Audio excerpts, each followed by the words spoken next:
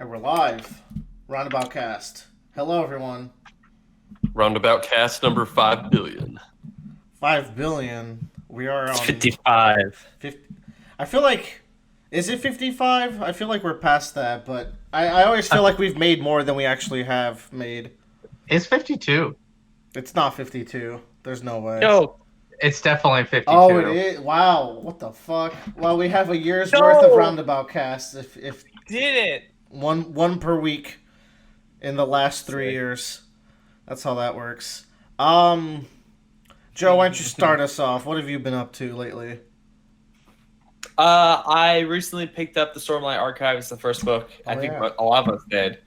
I read the first 2 chapters in and the 2 prologues are in that book. I'm really enjoying it. I think the second prologue in that book I think is really good. The first prologue does the dumb fantasy bullshit where it says a bunch of nonsense that doesn't make any sense. Oh, I was super hooked. I mean, I don't want to get too into it because we could do like a book talk on it later once I get 10 hours in or so. I'm currently at hour 4 out of a 42-hour audiobook, so it's quite the behemoth. Yeah. To be real honest, I hate shit like that where it's so I don't know what the fuck they're talking about. But the second prologue though, with the guy jumping around everywhere. Oh, the assassin. That guy's so badass. Cool. I thought it was great. I felt like I could understand. I felt like I could try to start piecing together what the first chapter was talking about. It seems like there was 10. Whatever. We'll save it. No, the problem being is never mind. We'll get into this when we actually. I was really hooked, and so far I like our 2 main characters. I think I've bounced back and forth through what I believe are the main characters twice now. Shallan and Kaladin. Yes. Kaladin's introduction chapter is actually pretty baller. It's such a cool way to introduce that character. Yeah, oh my god, dude! And I'm going to talk about that so much. I think Shallan's was really strong, but yeah, let's keep it in the tank. So, Bradley, do you happen to know how many chapters there are total? Oh, I have no idea. Brad or Joe? I have the book. I shall look. Feels like something we could split into thirds. Wow, that's a fucking thick boy. So I'm audiobooking it, and I believe so is Bradley, which means I'm actually making pretty quick progress because drive to and from work is anywhere from 25 to 40 minutes to worse. Yeah. So they are broken up into parts. So there's part 1, part 2, part 3, and there's interludes between the parts. Okay, that's perfect then. We can just do it per part. So look forward to that, a book club, but for real. The first part is about 130 chapters. I mean, 130 pages, which isn't too bad. Yeah, I've made it past the first part of the book, I guess. Okay. That's after where these numbers are very pleasant.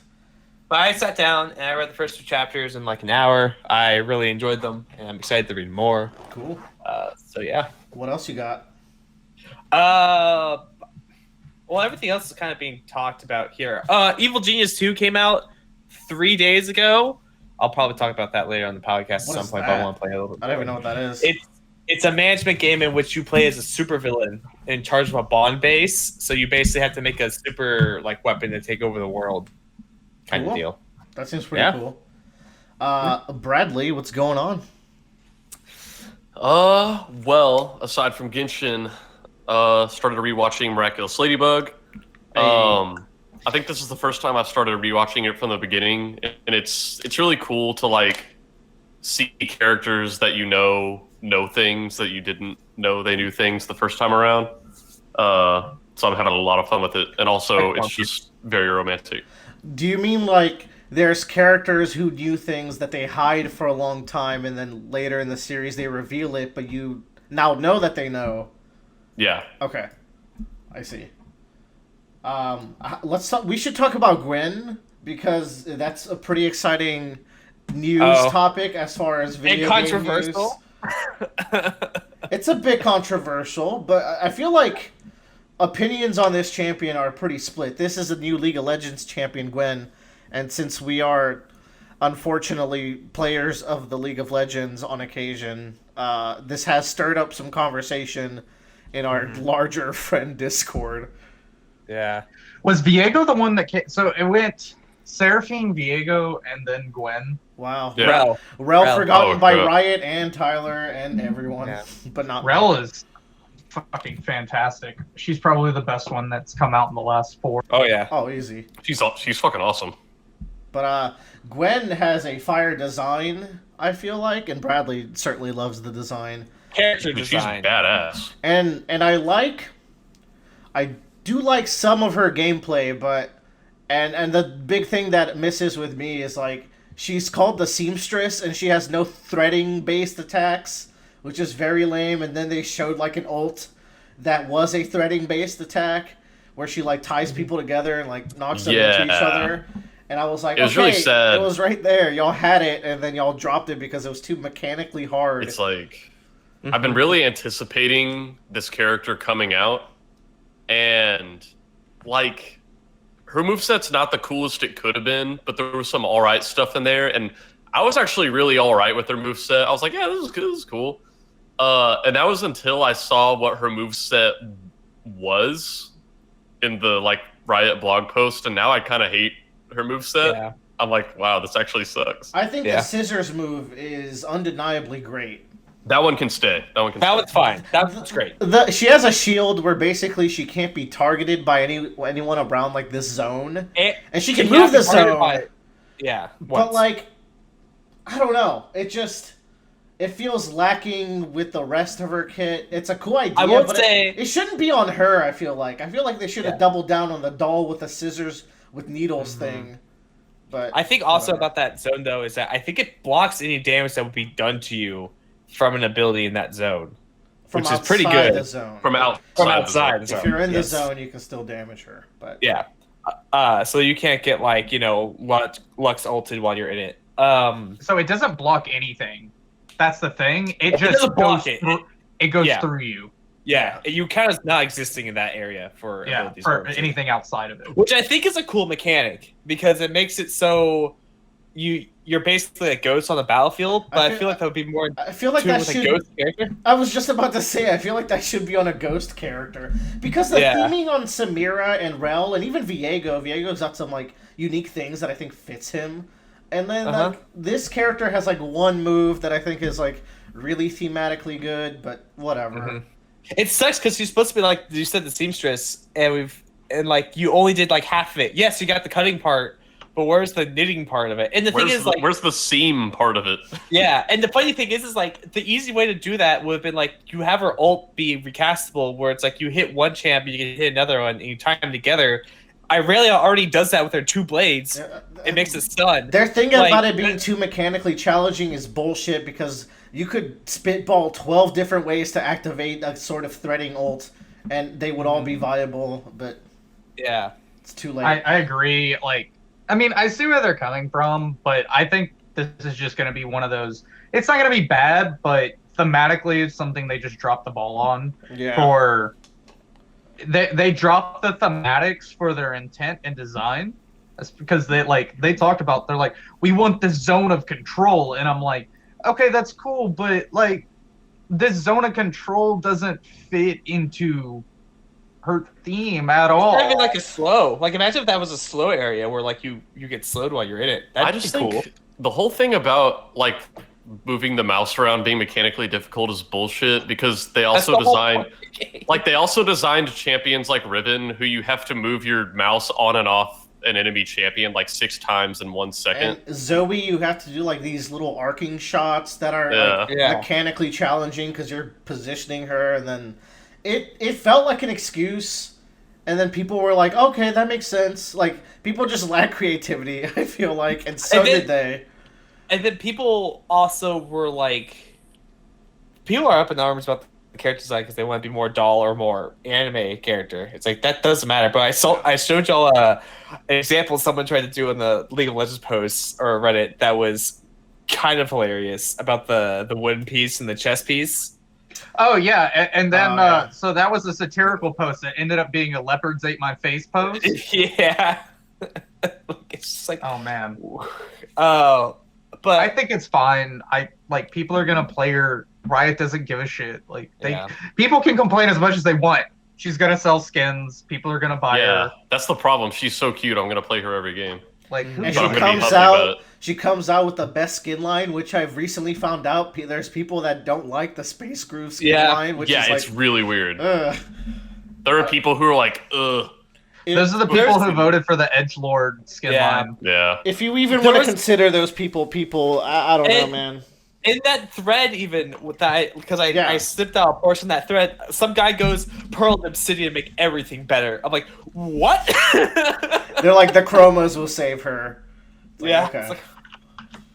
I actually don't like her gooey. They're like inkling scissors. I like, and I'm like, everything's kind of gooey with that skin line. So yeah. I don't know. They just look. The sound effects make me go. Ew. Or not Samira. Fucking Gwen's Space Groove skin is based off the character on the cover of Space Channel 5 by Sega. Oh, sick! That's cool. It's really uncanny how similar they look, but I love it. I love it for that. Because Puyo's doing a Space Channel 5 event right now, and so I'm getting a crossover. Anything that touches Puyo is automatically fantastic. Oh yeah. Like Sonic. Okay, Tyler, what have you been up to? Or what would you like to bring to Free Talk? Slime getting real good again. They just hit a climactic arc in that time I got reincarnated as a slime. Where the main character gets to become a transformation. If anybody watches that, and I won't spoil it. I got back to reading Demon Slayer, and I'm on the last arc of that. Oh, wow. Sick! Yeah. Which, Joe, you left on the last arc, and I told you to stop reading, and I told you we'd start reading on the last arc together. You'll probably finish it before I do, because I just... No, I won't. There's, I think, 2 or 3 more volumes that come out later this year. Oh, yeah. Yeah, the last volume of English manga comes out in August. All right, cool. Then I'll probably catch up. And then we'll read the last 2 together, probably. Because I got a lot on my plate right now. Then y'all can do a little Demon Slayer talk. Joking We'll talk Demon Slayer. Yeah, I would like for Willer O'Reilly to give it a shot, just as a casual kind of thing. I don't think there's anything deep about it, but I really like the series. Make a podcast without me. I'm sure y'all can figure out OBS. I already do. I use OBS for work, man. There you go. Yeah. All good. Work mega stressful. There's that on my plate. Oh. But when isn't it? You know. That was us last week. This week, well, can't speak for Bradley, but it's better. God. Risk of Rain dropped their anniversary update. And anytime Risk of Rain 2 drops an update, I usually drop another 50 hours into the game. Yeah. I love this game. Anytime they update the game, they drop really cool content.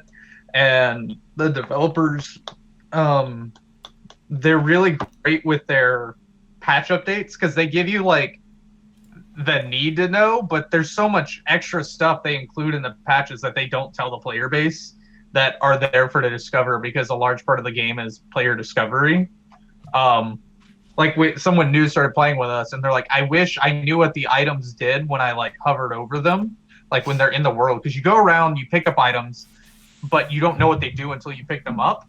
They're like, I wish I knew what they did before I picked them up. And it's like, yeah, you see 98% of the items are good for you to pick up, so you just pick them up anyway and you learn what they do, and that's about it. But yeah, they dropped a new hero or a new survivor. He's really great.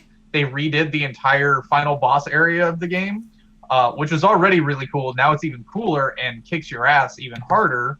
Damn, I remember that level being really cool. Yeah, it is, and it's even cooler now. I suck at the game, and I still haven't beat the final boss in a long time, actually. But me and our buddy Austin we've been shooting for it. So yeah, that's all. And Divinity is something I don't know if we've talked about Divinity. We did talk about Divinity. We went on a huge rant why I hate Fort Joy.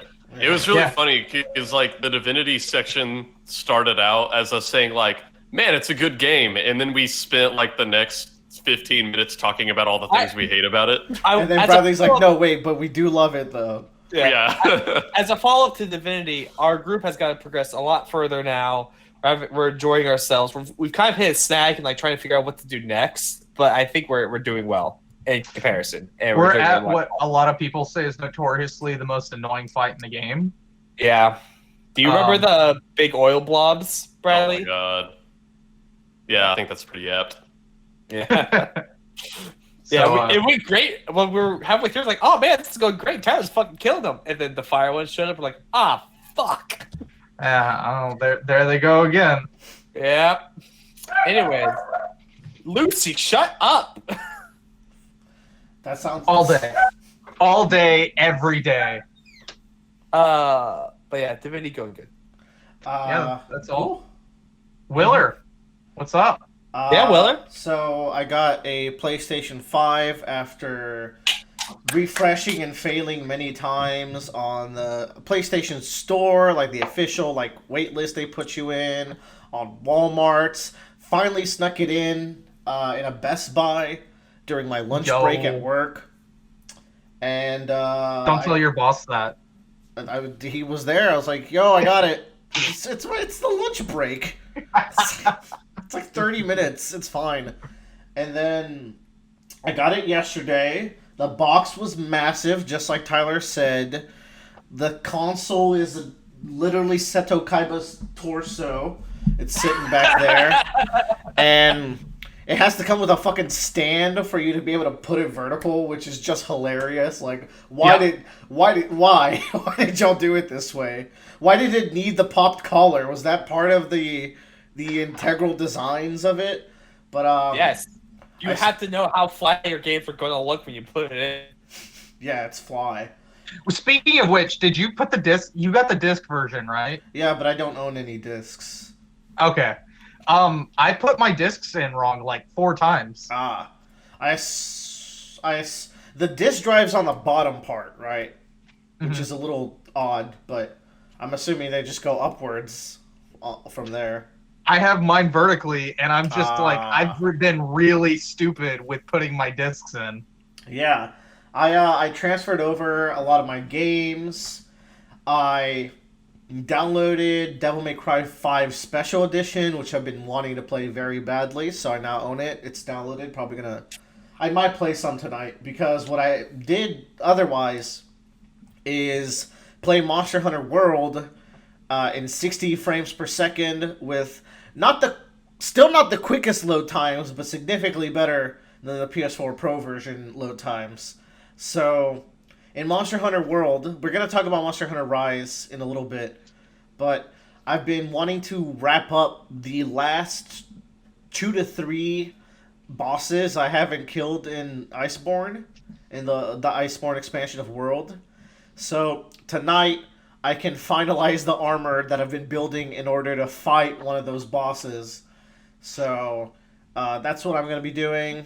It's very rewarding to play high-level Monster Hunter because you really have to learn those monsters. For some of them, you have to build entire custom armor sets to optimize how you fight them.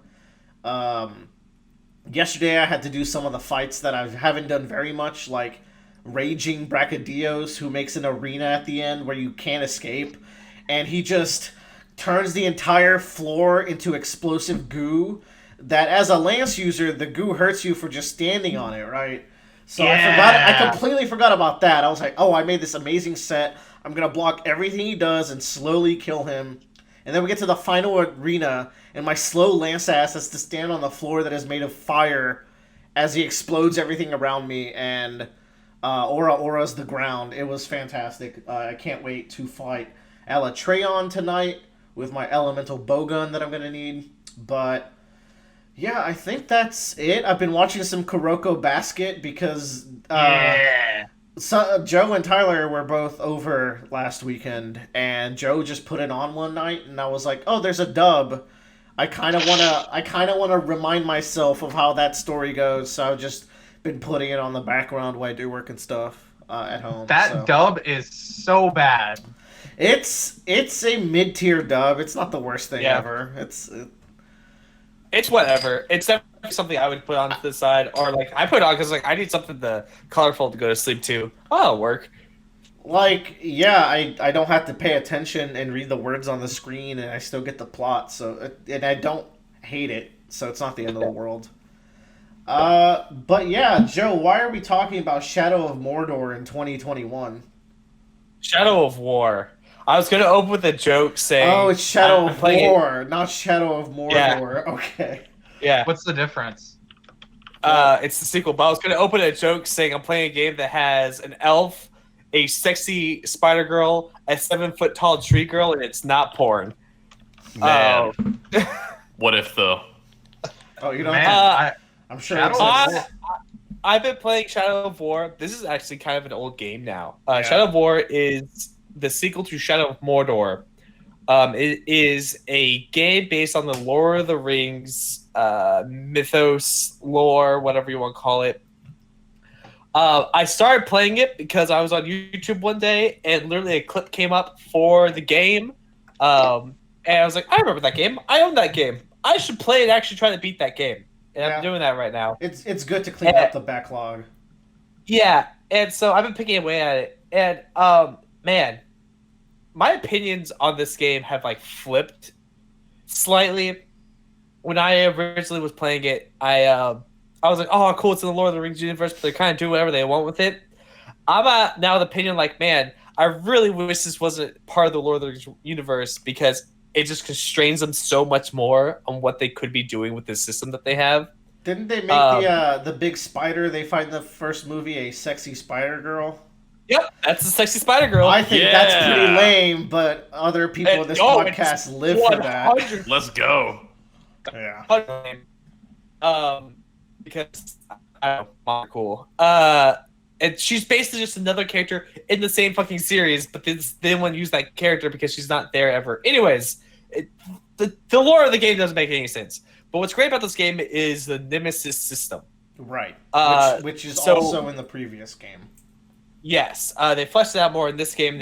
It's basically like, I want to say procedural, but not 100% procedural generation of rival characters that you can fight within the game. But basically, the plot of the game is you have to go around and capture these forts.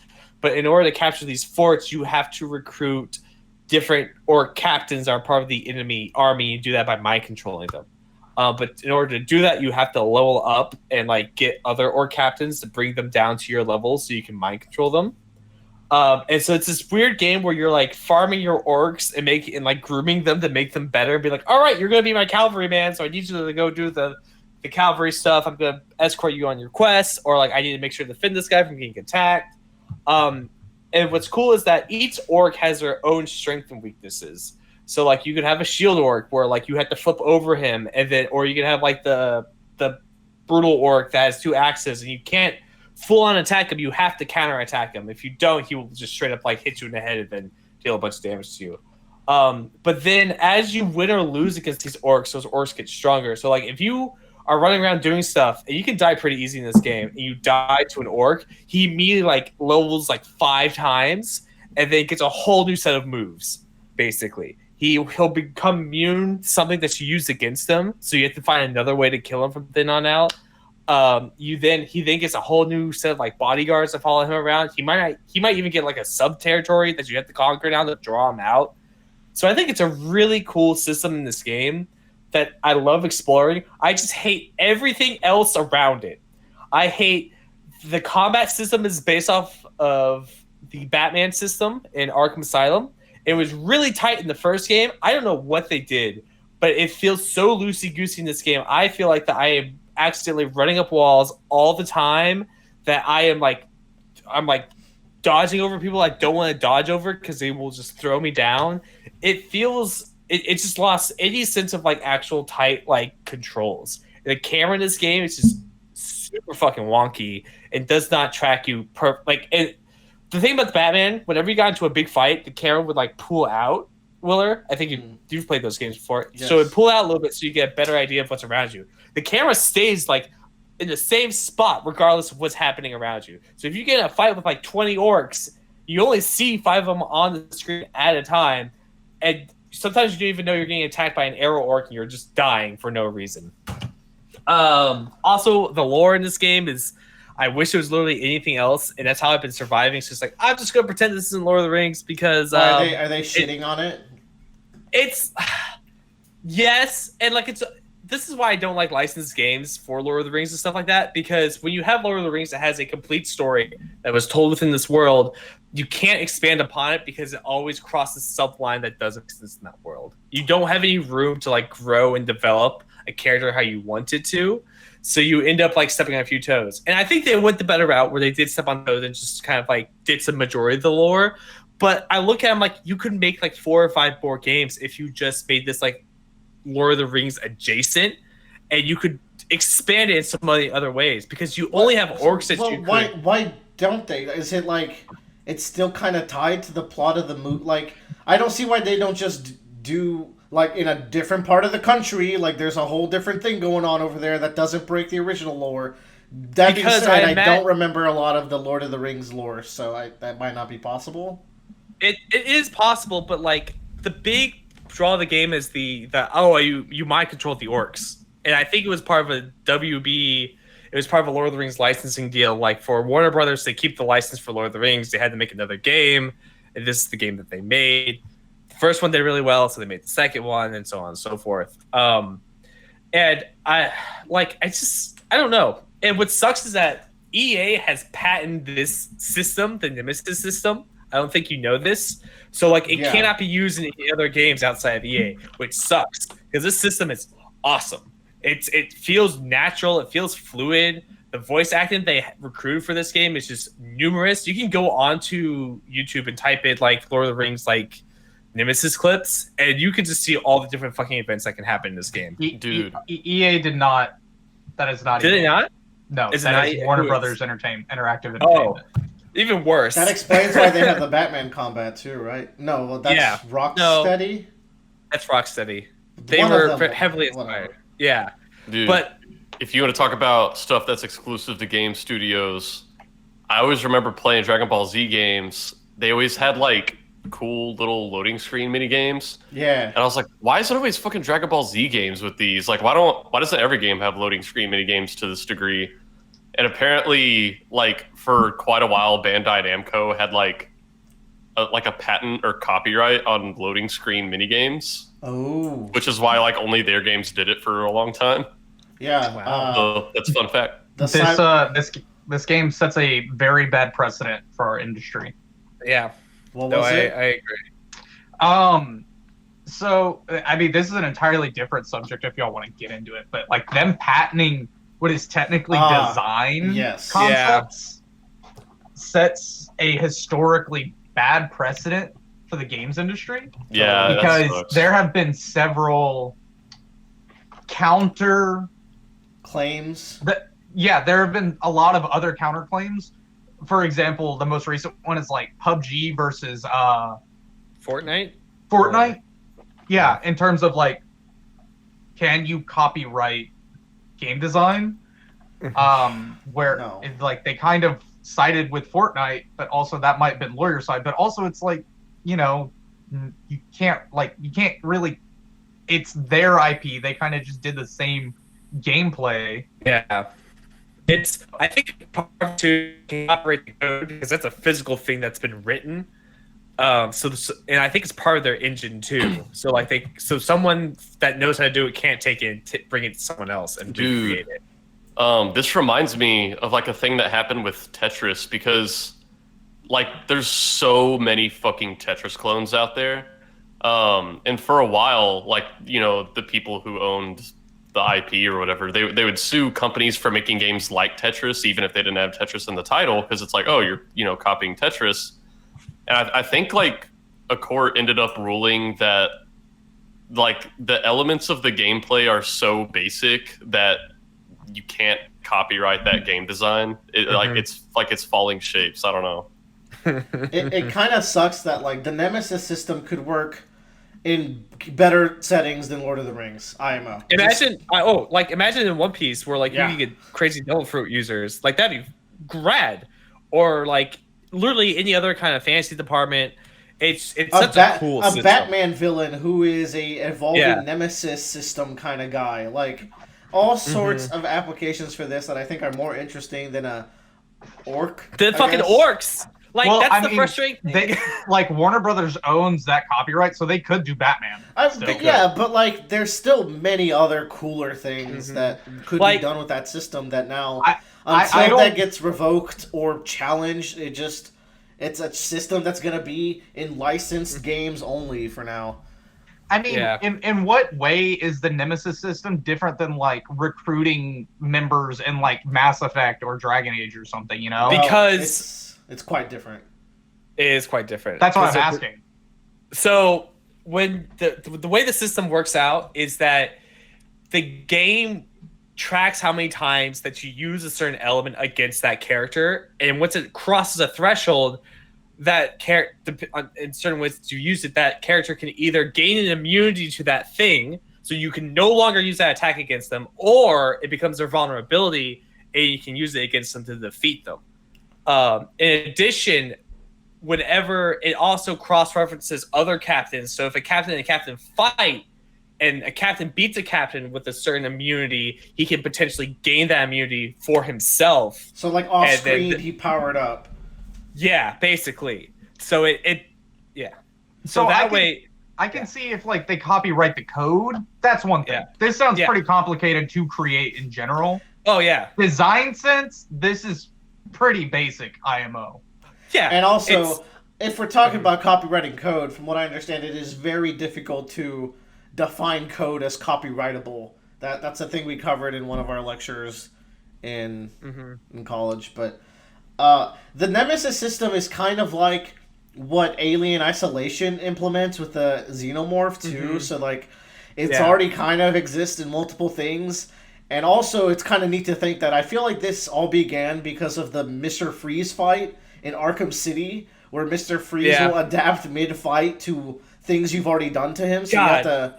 What a cool fucking fight. So it's like, it all came from Warner Bros. Because I'm pretty sure Warner Bros. Is at least the publisher of those Batman games. So that's neat. This game was not received super well, was it? Shadow of War. It was less well received than the previous. I would say if you had to play the two, play Shadow of Mordor, because number one, that game is much quicker. Number two, it doesn't have as in-depth of a Nemesis system, but the game itself is a lot more tighter, and it feels better to fight in that game than it does in this game. I'm mainly playing this game because of the Nemesis system, and seeing how far it goes.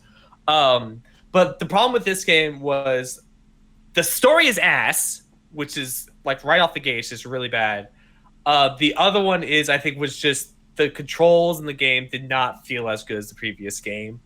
And the other thing, too, is that it's all set in Mordor, so your region variety is very limited. You're always fighting orcs, so your enemy variety is very limited. Like, you kind of see the same thing over and over again, and it kind of sucks.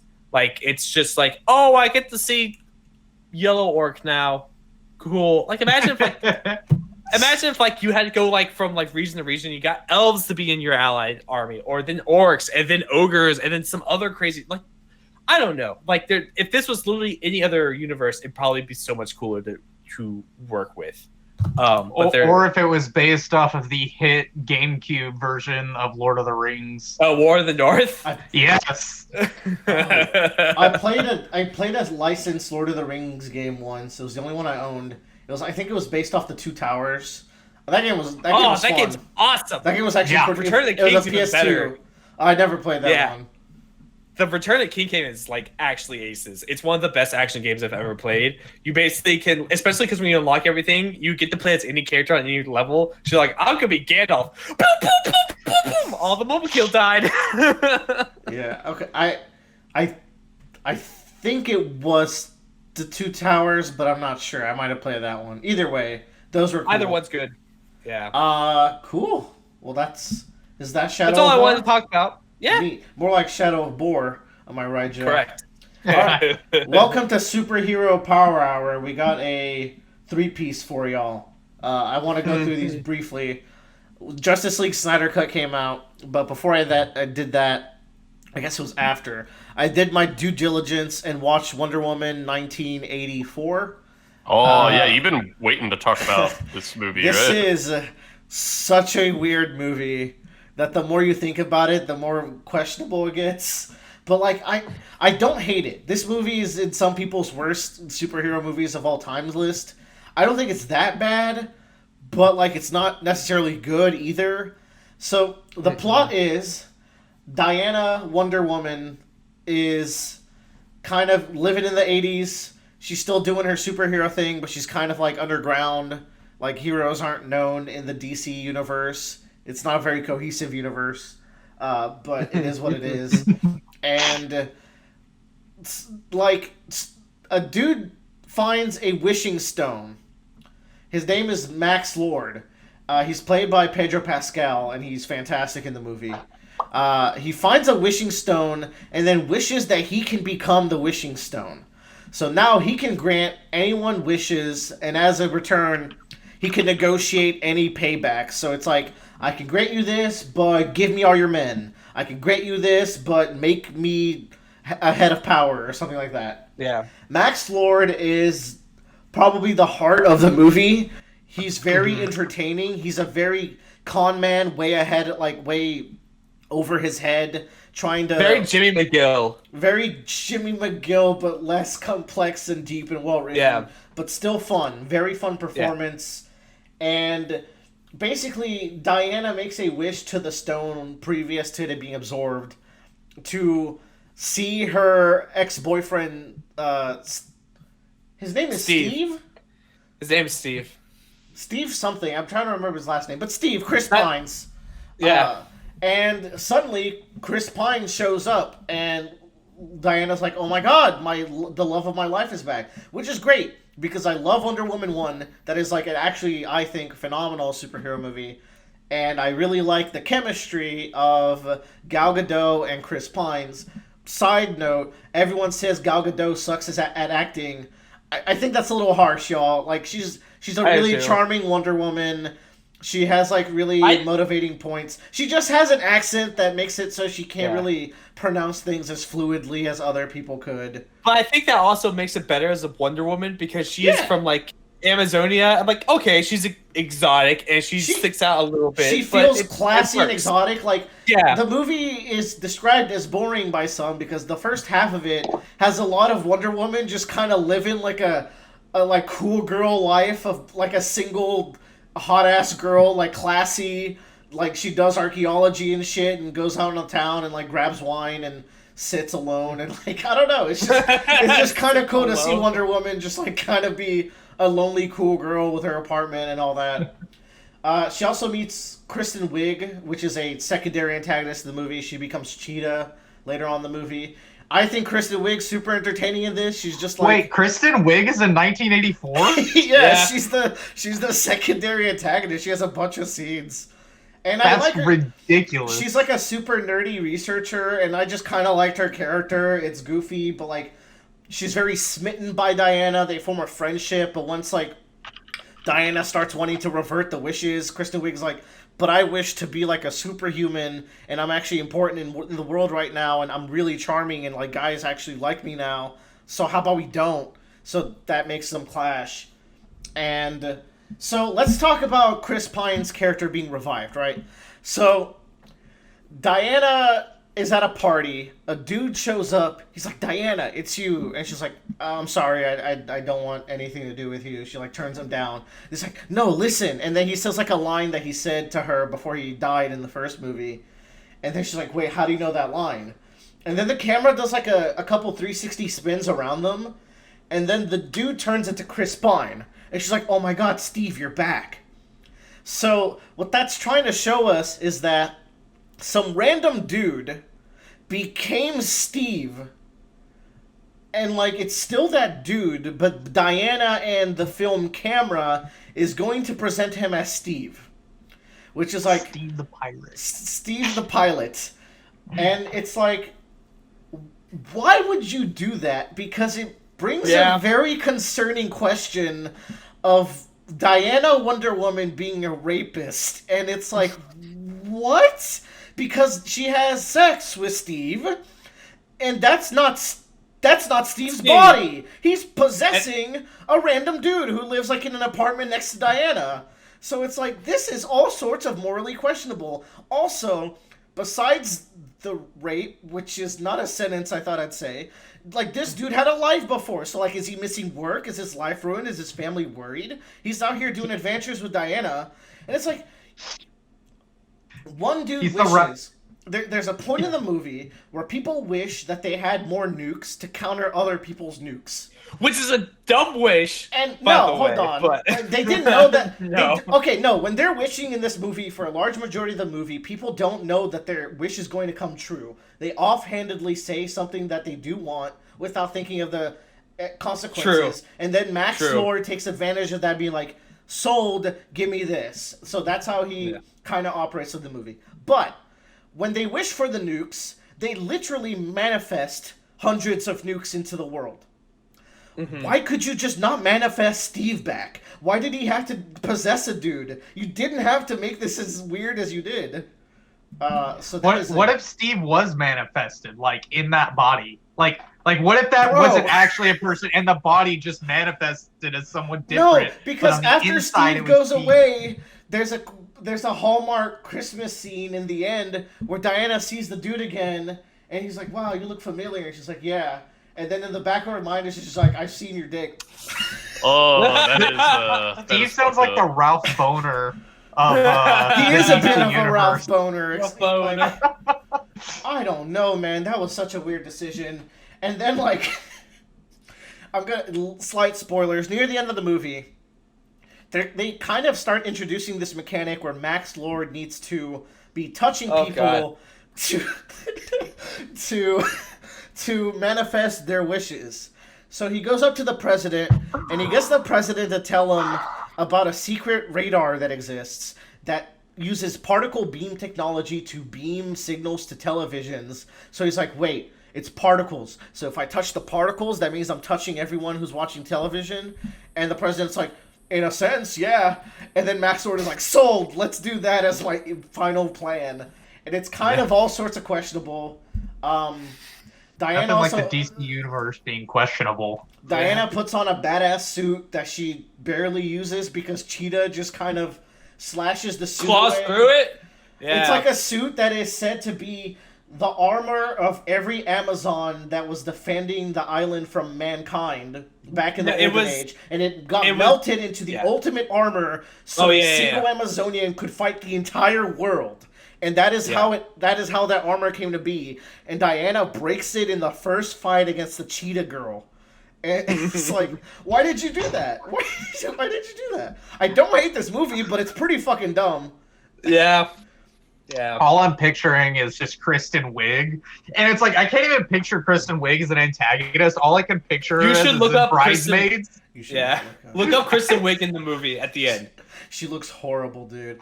Yeah. The CGI was not done. Also, that fight is pretty lame. There's one good action scene in the entire movie, and it's like, you know how most action movies have like a big cool car chase scene? That's like the one good action scene in the movie. Yeah. Oh gosh, this looks worse than Cats. Yeah. It's about on par with Cats, and the fight is all done in the dark, so that way they don't have to deal with that. What's up with like DC Universe and casting characters that shouldn't be cast? I don't know what they're like. That's like they cast, I feel like, wrong people for their antagonists. Like, I don't think Kristen Wiig was a bad choice. Kristen Wiig was great in it. I loved her. It's just the way that they used her as a villain was terrible. Okay, that's what I'm trying to say. To be fair, Joe, I think you only watched the second half of the movie. You said I did. So you missed a little bit. You missed all the stuff I liked with Kristen Wiig, which is in the first half of the movie. But then the payoff for it was just garbage. Y'all, the first scene of this movie is the cheesiest. The first two scenes, everyone's like, yo, those scenes were great. I thought it was going to be a fun movie. I thought the first two scenes were like maybe the worst of the movie. I'll just throw that out there. Wow. They were weirdly cheesy, and the film did not keep that tone. And people have complaints with how Diana resolves the problem. And if you think about it, she fucked some people over by resolving the problem. Yeah. But the idea of Wonder Woman being someone who is hopeful and is a like beacon of light for people to face the kind of tough things in their life and not fall to escapism, which is where the movie was going. I think that's a really good idea, and I like the use it's all of about truth. Huh? It's all about truth. That was the whole thing about it. Is just like it's all about accepting truth, and I thought that was a Yeah. good theme of the movie. But like, if you think about it very hard, some people got cured of cancer and then got cancer back because of Diana's wishes. But we're not Yep. going to talk about that. Also, a global scale supernatural phenomenon happens, and the movie does not wipe everyone's memories. So the DCEU now exists in a world where in the 80s there was one day where everyone could wish anything and every country was about to go to war, and then they're just cool Holy with it. fuck. It's weird Yeah. that they didn't try to erase the lines. I was like, this is a bold move. But Yeah. anyways. I'm not a huge fan of DC Universe. And like it's kind of like what you're talking about where like they have those inconsistencies. And I just started watching The Boys, which is something you've also watched too. Mm-hmm. I'm enjoying The Boys because I feel like it's dark, like the DC is a little bit. But the thing about The Boys is it's satirical in a sense where they highlight all those dark things as like points of what the show is about. Like the superheroes are kind of bad guys. Like they're not the best, you know, like they rape people. And it's like, why is nobody talking about them raping people? So does the superheroes in Wonder Woman in 84. Yeah. So yikes.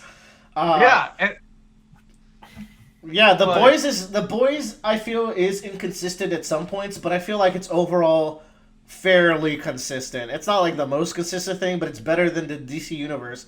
That being said, I think the DC Universe has made good standalone movies when they don't try to bridge it together, because I thought Wonder Woman 1 just kind of did its own thing.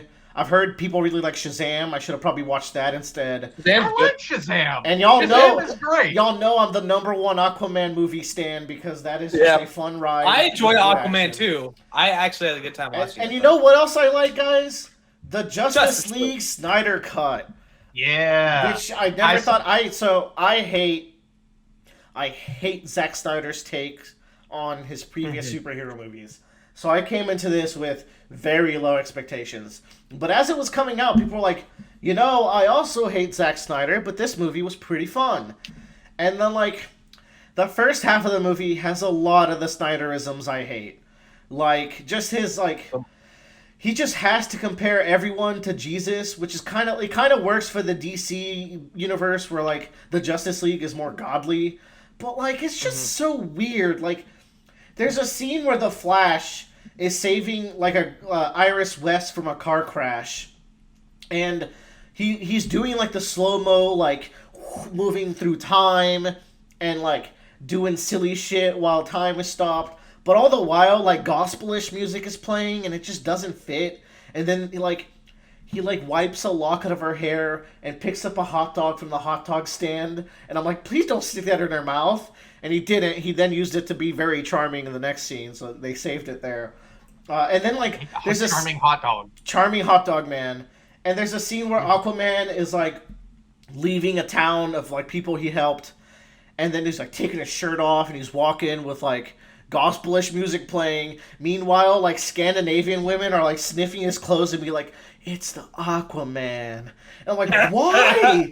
Why did you add that? That's so weird." That like you do the same thing. Is Aquaman? I feel like Thor is like. Are those translatable characters? He's like pre-goofball Thor, but like he's still a drunkard. He's very. Thor was very much like all about tradition. Aquaman's very the opposite, where it's like fuck everything. Yeah, he's very much like punk biker. The entire plot of like this movie and Aquaman's movie, his character is like he doesn't want to be with the humans. He will save them, but he doesn't feel comfortable around them, so he's kind of a loner. And he definitely doesn't want to be with the sea people who he has history with. So he's kind of a very lonery kind of guy. I will say though, but he saves them and brings them food because he's still a good dude, but he doesn't feel comfortable living in either society. Is he a man of the ocean or a man of the sea? Man of the sea. Man of the land, Joe.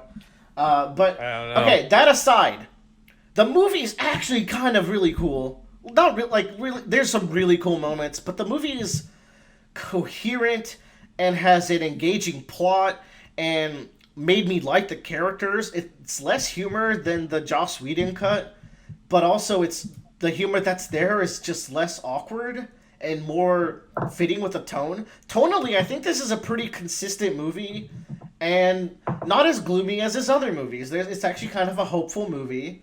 And that's a major problem I have with Zack Snyder's films, is that he's so edgy with his superheroes.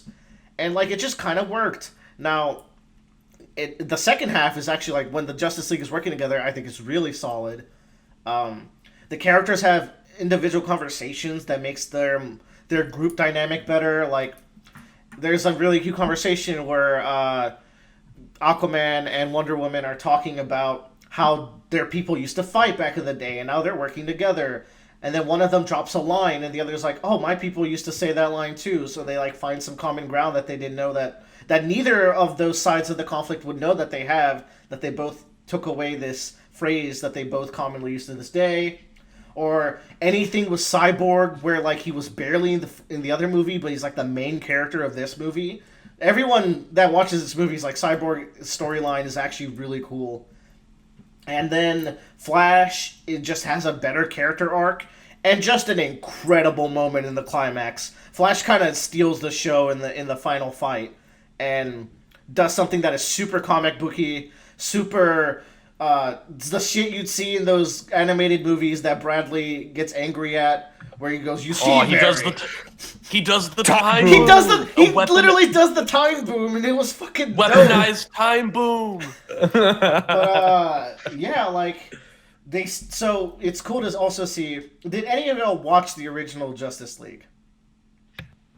So I saw it in theaters. I've seen clips on YouTube. Some of my favorite scenes I found out were Zack Snyder's scenes, so I felt betrayed for doubting him. Specifically, the scene where Zack Snyder breaks the world, or Superman breaks the time stop as Flash is running, and then he like glares at him, and then he starts moving in the time stop, and Flash is like, "Oh my god, he's almost as fast as me," and he's like barely dodging Superman's punches. That's probably like literally that's one of the best like actual like superhero scenes in any superhero fiction. Yes, because it's so cool. And like Batman's motivations in this movie make way more sense. The 4-hour time slot, they could have trimmed it down to 3:30, but they do use it to make you care about the characters and make the movie way more cohesive with a way better climax. Even Steppenwolf has a bit of a character in this movie that makes him more likable as a villain. So it's like overall just a huge improvement. Actually worth seeing movie if you have a lot of time to burn. It's not going to be amazing, but it's actually like pretty fun, and I wouldn't say it restored my faith in this DC universe. I thought they were doing better when they were going away from like the ensemble stuff. But hey, I'm looking forward. I'm at the point where I'm just gonna wait like 15 years for them to make a new DC movie universe. Oh, Bradley. Well, they're already coming out with the Batman starring Robert Pattinson. Oh, I'm so excited for that. It's good. They're also remaking Suicide Squad, but it's not a remake. It's a sequel revival. The Suicide Squad is like Pathologic 2, where it's a remake and also a sequel and also kind of neither. And just like Pathologic 2, it's going to be a brilliant work of art. So, but Marco Robbie is still in it, but nobody else is. And I'm just like, no, Rick Flag is still in it. He's still the leader of the squad. Also, Captain Boomerang. And Boomerang. Yeah, Captain Boomerang. I really just want them to keep making Suicide Squad movies, but the only consistent is Marco Robbie. I want him to keep naming it the Suicide Squad, the Suicide Squad. Yes, and then just Suicide Squad. I would love that. and it's still Marco Robbie. And then like Suicide Squad. The sixth one is just like only Marco Robbie, and she's been going insane the entire time. Sure. And so that would actually be good. Yeah, it's just a dark piece about her going insane. Suicide Squad is one of my favorite superhero concepts all full stop. I really love the like concept. the premise of it. Yeah, I like the premise. I thought you were gonna say movie. I was like, well, I'm gonna have to stop being friends. I was like, hold on. I am very excited to see John Cena and Pete Davidson. Pete Davidson is going to die immediately, dude. I know he doesn't have any lines in the trailer. In the trailer, he shows up, and I think they show like a part where he's spinning a gun. He's gonna shoot himself in the fucking head, dude. It's gonna be great. In the lineup where they're like walking up, and he's gonna like be spinning a gun and just shoot himself. He's just gonna cap himself. That seems exactly like James Gunn. And then they replace him with the Shark. King Shark is going to be everyone's fan favorite. Everyone's super hyped for Polka Dot Man. I don't know any of these dudes. They're just so losery that I'm like, I'm so into this. Yeah. That's the best way to use like all of like the side characters that exist in the DC universe. Like I know Marvel, like in the Spider-Man universe, they're always like, oh, they need to put Big Wheel in there. Give us Big Wheel. And there's an antagonist who just rides around a big wheel. And they're like, oh, did you see that? It was Big Wheel. Yeah. And it's like, that's Suicide Squad. The main villain of Suicide Squad, I didn't know much about him, but everyone's super hyped. And then I found out it's a villain called Starro. It's like the first villain that Justice League ever fought. I found out that Starro has a son named Jarro.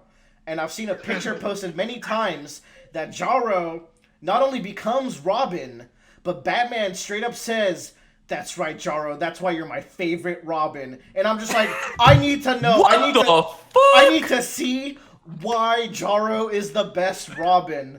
No, Dick Grayson's the best Robin. No, Batman's like, fuck Dick. Batman doesn't know anything, so there. Maybe Jarro is just that charming. You never know. No. Starro and his son Jotaro. Joe Starro. I'm so excited for Starro. That villain concept is so like 1945, like alien starfish that takes over people's minds. And so fucking dumb. I love it. And they don't shy away from the colors either. Like you see him like walking around, like, pink or some shit. Like he was so bright. I wish the trailer didn't give away so much. Yeah. And I feel like that's the big DC thing. And like you're like how you said Pete Davidson. I feel like you said, he is literally just a name grab. He is there to sell more tickets for the movie. He will die instantly. He's like, yo, can I be in the movie? And they're like, sure, but you're gonna die. He's like, cool, perfect. Like that feels like how that conversation goes. And so, Starro's son. Yes, Jarro. Jarro. Do you know why he's called Jarro? No. It's because he's the Starro in the jar. Okay. Let me find you the panel after where Batman completely shits on the Bat family for no reason. But okay. To finish off the superhero block, I've watched the first 2 episodes of Falcon and Winter Soldier. Tyler's taking off his headphones. We're not gonna say anything. It's fine, but we're not gonna say anything really. But unless you like are worried about knowing a theme that I think is a theme of the show. I went in with zero context about WandaVision. Like I saw a trailer 3 years ago, so I completely forgot. But I've seen recent trailers for Falcon and Winter Soldier. I know it's gonna be action. You can tap out after I say like this beginning stretch, but I think it's shaping up to be really promising. I don't know if it's not like as weird as Wonder Woman, but they're tackling harder topics. Not Wonder Woman. Than WandaVision, but they're tackling harder topics than I feel like WandaVision. Well, I was kind of shocked in episode 2. I was like, oh. Each one's an hour long as well, right? Not quite. They lie. They have 30 minutes. Okay. It's like 30 something or 40 something, but still and from the first scene, I was like, okay, on the action level, this show has it covered. The first scene uses the protagonist as a flyer and does it better than any movie I've actually seen because of just like how kinetic, like how you feel like you're on Falcon's back and like it feels like you're really flying with him and like he's doing crazy shit in the air. All right, you can tap out if you want, but we're not gonna really say much. But yeah, Joe, like, are you liking this? Because so far, pretty good. Yeah, I've been enjoying it like quite a bit. I'm actually shocked at like the like what the story is doing, kind of thematically. It's really interesting, and I'm glad that they're kind of doing this like racial profile thing, and like the idea of a hero mantle, and like the choosing Johnny Walker was a lot more intentional than I initially realized. Johnny Walker, especially when Johnny Walker is the second Captain America. Okay, yes. Especially when he goes on television with Good Morning America. That was good. I was like, oh man, this is. I really like that character. He makes me feel uncomfortable all the time, but like he's objectively like a kind of cool dude, and you're just like, but this is wrong.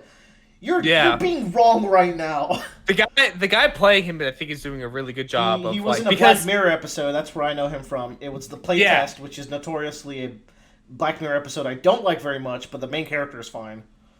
Johnny Walker is like he's like, you know, football all-star, got 3 Medal of Honors, which I don't think is actually possible in real life.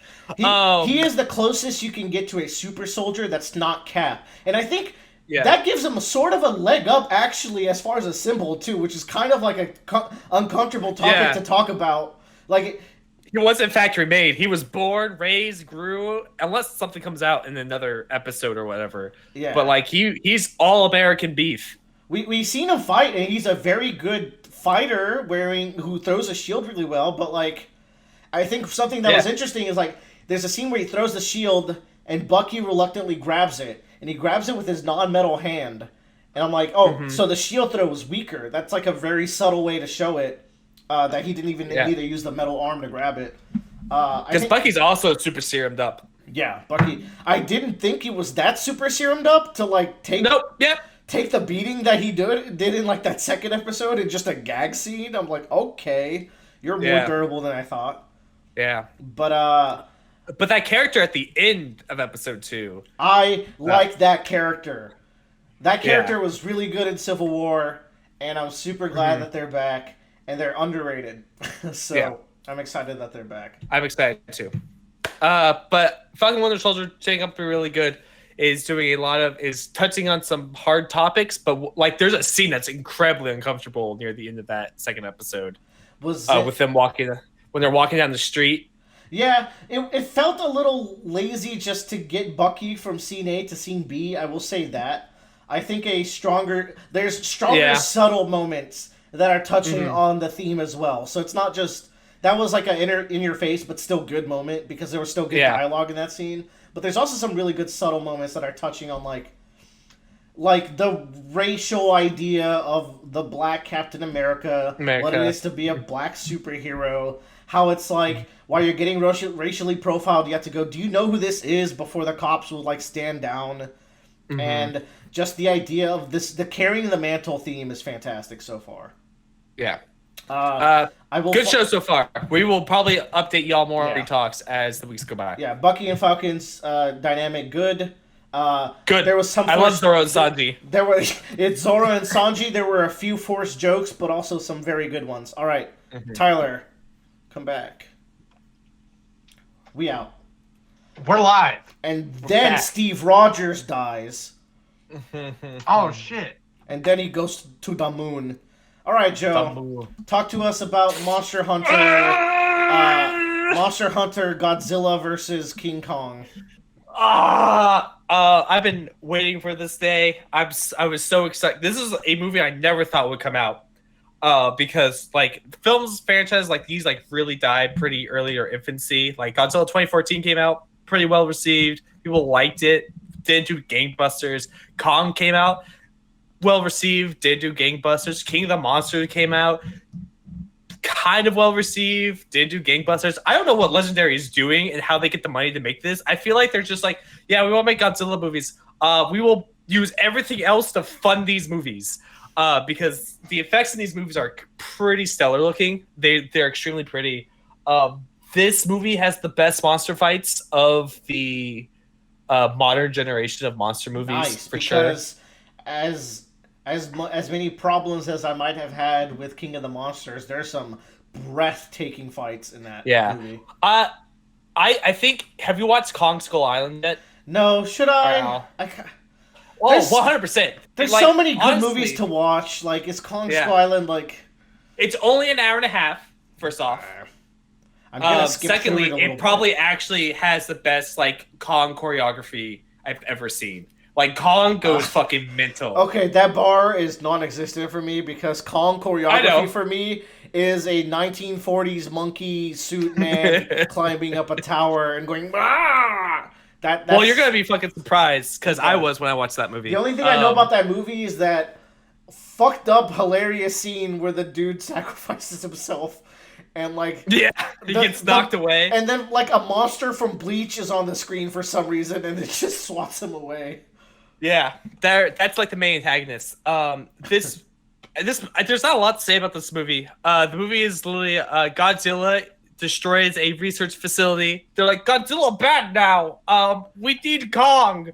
And so they use what they're planning to do is they want to find an energy source that's in the Hollow Earth, which has been set up in all these movies. So they go to the Hollow Earth. They have a little adventure there. They discover some things about Kong and Godzilla's past, and then they fight. They have 3 rounds of. I don't want to spoil anything. That's stupidly intriguing for some reason. Like they have a past. There are 3 rounds of Kong v Godzilla, and there is a clear winner. I will say that. It has to be Godzilla. They're like, from the trailer, I've seen Kong get his ass kicked. Like, Kong can get some punches, but did you see what Godzilla did at the end of King of the Monsters? Do you want to know? Godzilla did the ballsiest fucking thing I think any monster's ever done in a monster movie. In this movie, do you want to know what it is? I want to know. I don't want to know. Godzilla. Okay, don't tell us. Go. You have 5 seconds. Don't tell us. No. I want to know. Oh, is it safe? Yeah, you're safe. I'm Bradley in this situation. I'm not gonna watch these movies unless I see like 3 YouTube I need to see every clip studio thing of like 1 through 10 of these movies, and then I'll be like, all right, now I'll watch. No, just skip to the recent one. It's not that serious. I want to see King of Monsters. King of Monsters is great. You should skip the human scenes and then revel in the magnificent monster scenes. The human scenes in this movie, there are basically 2 plot lines. There is the Kong human plot line and the Godzilla human plot line. The Kong plot line's a lot better because they're with Kong all the time. The Godzilla one is just garbage trash. Is Millie Bobby Brown back? Yeah, Millie Bobby Brown's back. Okay, I feel bad for her because she's just given terrible lines. Yeah, I think Millie Bobby Brown's a great actress, but she didn't. Really, I think they keep focusing on the wrong people in these movies for Godzilla. The Godzilla movies are so much better when you are focusing on the researcher and what they are trying to do, because they are the only ones that understands what's happening with Godzilla, and that's why it works with Kong, because you're following Kong's researcher, and she's the person that takes care of Kong and studies him and knows what he's doing and is trying to learn more about him. So it's a little bit more interesting. Remember Millie Bobby Brown's Omega terrorist mother from that movie? That's just such a crazy plot line. Jesus. I will say in this movie my favorite Godzilla monster's in it, so I'm gonna just leave it at that. Mothra is not in this movie, silly. Wait, I know your favorite. It can't be. I was extremely excited. I was very happy. There's no fucking way. How did they make that at all serious? I can't. You don't need to. Fuck it. Okay, cool. Wow. All right, I'm gonna go. I haven't downloaded. I haven't downloaded, by the way. I'm ready to watch it, but I'm pulling. That's kind of why I also really like this movie. Is they kind of, as the story has been getting, or the more movies that come out, especially with Kong Skull Island, they're just kind of it's a monster movie. Fucking go crazy, man. Who gives a shit? There's so much shit that doesn't make sense in this that they built a dome on Skull Island to contain Kong. There's no way you were able to build that with Kong walking around. No way. I just like to think of no, there's not even a good analogy for how dumb that is. There isn't. You're all right, cool, and then but that's why I like it. It's just be fucking dumb and do it, and then you just get great lizard on monkey action. Godzilla at one point goes fucking primal in this, and it's fucking great. It's just he goes straight alligator mode. It's kind of nutty. Oh, so man. How far away? So they made Rampage in 2018, 2017 with too Dwayne early. Johnson. Yeah, too early. They went too early. We're one monster away from getting Godzilla, King Kong, and Rampage a franchise. giant werewolf. Yeah. I think if you have HBO Max, I would recommend watching it if you have a good television. I really want to see it in theaters because I just like that movie experience, and I think you're going to get the sound so much better because there's a lot of roaring in this movie, and it feels good when you just get those nice, like, big bass tones. I think it's a fun movie. It's only an hour and a half long, too, so it's pretty short. So you can just sit down and you watch it, and you're like, this is great. I got drunk, and I watched this movie, and had a good time, and it's a great popcorn thing. Like that, I really like. Next free talk, I will come with my review of this movie and maybe Kong Skull Island, but don't hold your breath. That's fine. And then the other Monster Hunter content that came out this week was Monster Hunter Rise, which is a very good game. That game, Joe got hella addicted, fell into the hole. I want to play with Tyler because I don't want to leave him behind, and Joe is way ahead, so it's not like I'm catching up. So leave me behind because I'm not gonna lie, I don't really care about Monster. You were having fun hunting with us. I was, but I got it to play with y'all, and I'm like, there's no difference between this and World. I feel like I'm actually getting a worse experience. There are so many differences, which is the whole reason why this talk exists right now. Because this is a very okay, it's still Monster Hunter Combat. It's a Monster Hunter game, but there are so many minute differences that I feel like change things a lot. We'll start it, and then I'll let you know why I don't really care about this game as we go through. Yeah. Okay. So this is the new Monster Hunter. It's on the Switch. It runs quite well unless you are in that cave. I'm sure you've been in that cave before. The 15 frames per second cave with the reflections on the ground. Maybe you haven't. I fought Ludroth down there, and I was like, "Wow, this is a Switch game right now." I haven't. What map is it on? Is it in the flooded lands? It's in the flooded lands, yeah. Okay, is it in the top of the map? I haven't been to the top of the map yet. It's in a very reflective cave that they should not have been as ambitious with. But aside from that, the game looks pretty great and runs pretty great. It's definitely no World. World is out of this world pretty. But it's it's probably the best looking realistic Switch game. Like with a realistic art style and textures. I like it. I think the music's great. I think they did a really good job with the theme and the ancient Japanese theming. I realized that something I really missed because Tri was my first game, and something I really liked about Tri was the idea that you are this hunter that gets assigned to this village, and you are kind of in charge of making sure it's safe. I don't know why, but I like the idea of this is your village, it's your kind of home base thing, you're taking care of it, and you talk to the locals. I think that's a nice little cute setting. I think it's kind of neat, and it feels empowering too when you're conquering these monsters and everything. Yeah. So I missed that. So they have a lot of nice multiplayer features in it. I like that you can see everybody and not just the gathering hub. You get to see everybody wandering around to the blacksmith, and they have an additional blacksmith inside of the multiplayer gathering hub too, which I guess is a nice little cherry UX feature that doesn't really make sense because it's you can literally right next to him is also your cat and dog board and your box and something else. So it's really just a room that has all the things. It's the prep area. Yeah. Which if it's literally if you walk outside, all that stuff is right there, right outside too. It doesn't make too much sense, but also it's nice. Well, you have to realize is that the gathering hub has always been the place where you would go when you're ready to hunt. Usually when you're doing randos. Yeah, and I get that. I do. I get that. Yeah, but at the same time, I said, they're the whether it's in the gathering hub or outside in the main town, they're equidistance away from the gathering hub. It's the same distance. I think the buddy board's a bit further, but the buddy board's right across from it's right next to your box. Yeah. It's before you get to the blacksmith. True. Either I way, don't know. it's just odd to me. That in a sense that like the Gathering Hub doesn't even actually need to exist in Rise. I get it's a core mechanic of Monster Hunter, but they could have actually deleted it in this game. Well, no, because there's only so many solo quest games in this game, and then it stops. In order to see all the monsters, you have to go do hub quests, which are harder and are generated more towards multiplayer. Okay, like they have two characters, they have twins that literally do the exact same thing.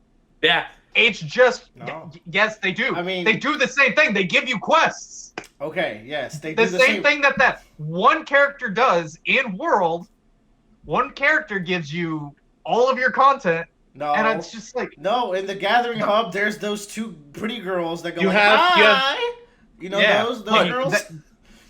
The Gathering Hub in World makes sense because on older consoles doing instance and network multiplayer like that, it makes sense in the way that they have it. If we're talking about that one being better, we can just talk about how it's better because it's a cooler location. Both of them are just this cool little hangout place. I don't want to talk about that. I want to talk about how the Gathering Hub doesn't need to exist in Monster Hunter Rise. They beat it and then they put it back in. I'm like, you negated this content. World. Like, it's in World. Why is this the conversation we're having? Why are we talking about hunting the monsters? What is happening right now? All right, we can talk about the monsters. Okay. The monster. First of all, the hunts are a lot quicker in this one. I do like that. I do like that too. And what I missed with World is being able to stop a hunt midway through. Like, if I'm cooking, I have to like time it out so that like I have like anywhere from a 7 to 30-minute block where like I can't run to my food because the monsters don't stop attacking you unless they're running away in those set phases of the fight where you hurt them enough. And it's like it's just there's no pausing, it's super action heavy. This being a handheld game, very good. I missed the pick up and play. However, it's quicker, but it is so much easier. Oh my god. Yeah. And people are like, every low rank is easy. I'm like, yeah, I know that. This is an easier low rank. I died plenty of times in World low rank, which is my third Monster Hunter game. World wasn't even my first one. I had played hundreds of hours in 2 others, and I still died in World. I died in Generations, and I died so much in 4, because that was my first one, and you just get fucked in Monster Hunter when you start, and you don't have people carrying you. And it's like...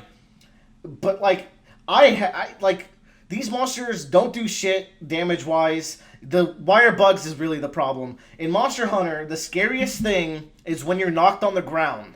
And in a split second, you have to make the decision of quick rising or staying on the ground. And depending on if you made the right decision or not, is life and death. Because depending on how the monster times their attacks, and they're super good at timing it to fuck you up, you're just fucked. In this world, in this game, about 80% of the time, any situation in which you would have fallen, you can zip bug your way back into a running position, which is super powerful. That is an insanely useful skill. And the wire bug skills are just very aggressive and do a ton of damage, so they're just very strong in general. They also, like... They recharge really fast. Some of them do. Like, there's one that the longsword had that's like a double spin. That one takes a long time to recharge. But like the sword and shield one gives you iframes for like a second and a half. Yeah. Like 1.5 seconds. I went longsword this game because I've never played it before, and I feel like it took out a lot of the mechanical, like actual game challenges, almost fighting game stuff, because now I can just press a button and then I do the leaping like jumps helm splitter. It's like I don't need a lot of setup for it. Now, don't get me wrong. I'm sure that the high rank and the DLC stuff especially will be tailored more to this combat. I just think the low rank, as a veteran player, is super unbalanced. Even the hub quests, I have not carded once in this game. I should have carded by now. I should have at least died once. I die in every Monster Hunter game multiple times. I'm not even running an optimal build right now, and now I'm in high rank. I'm fucking off with whatever armor and like whatever weapon, and it's like it's fine. You're good.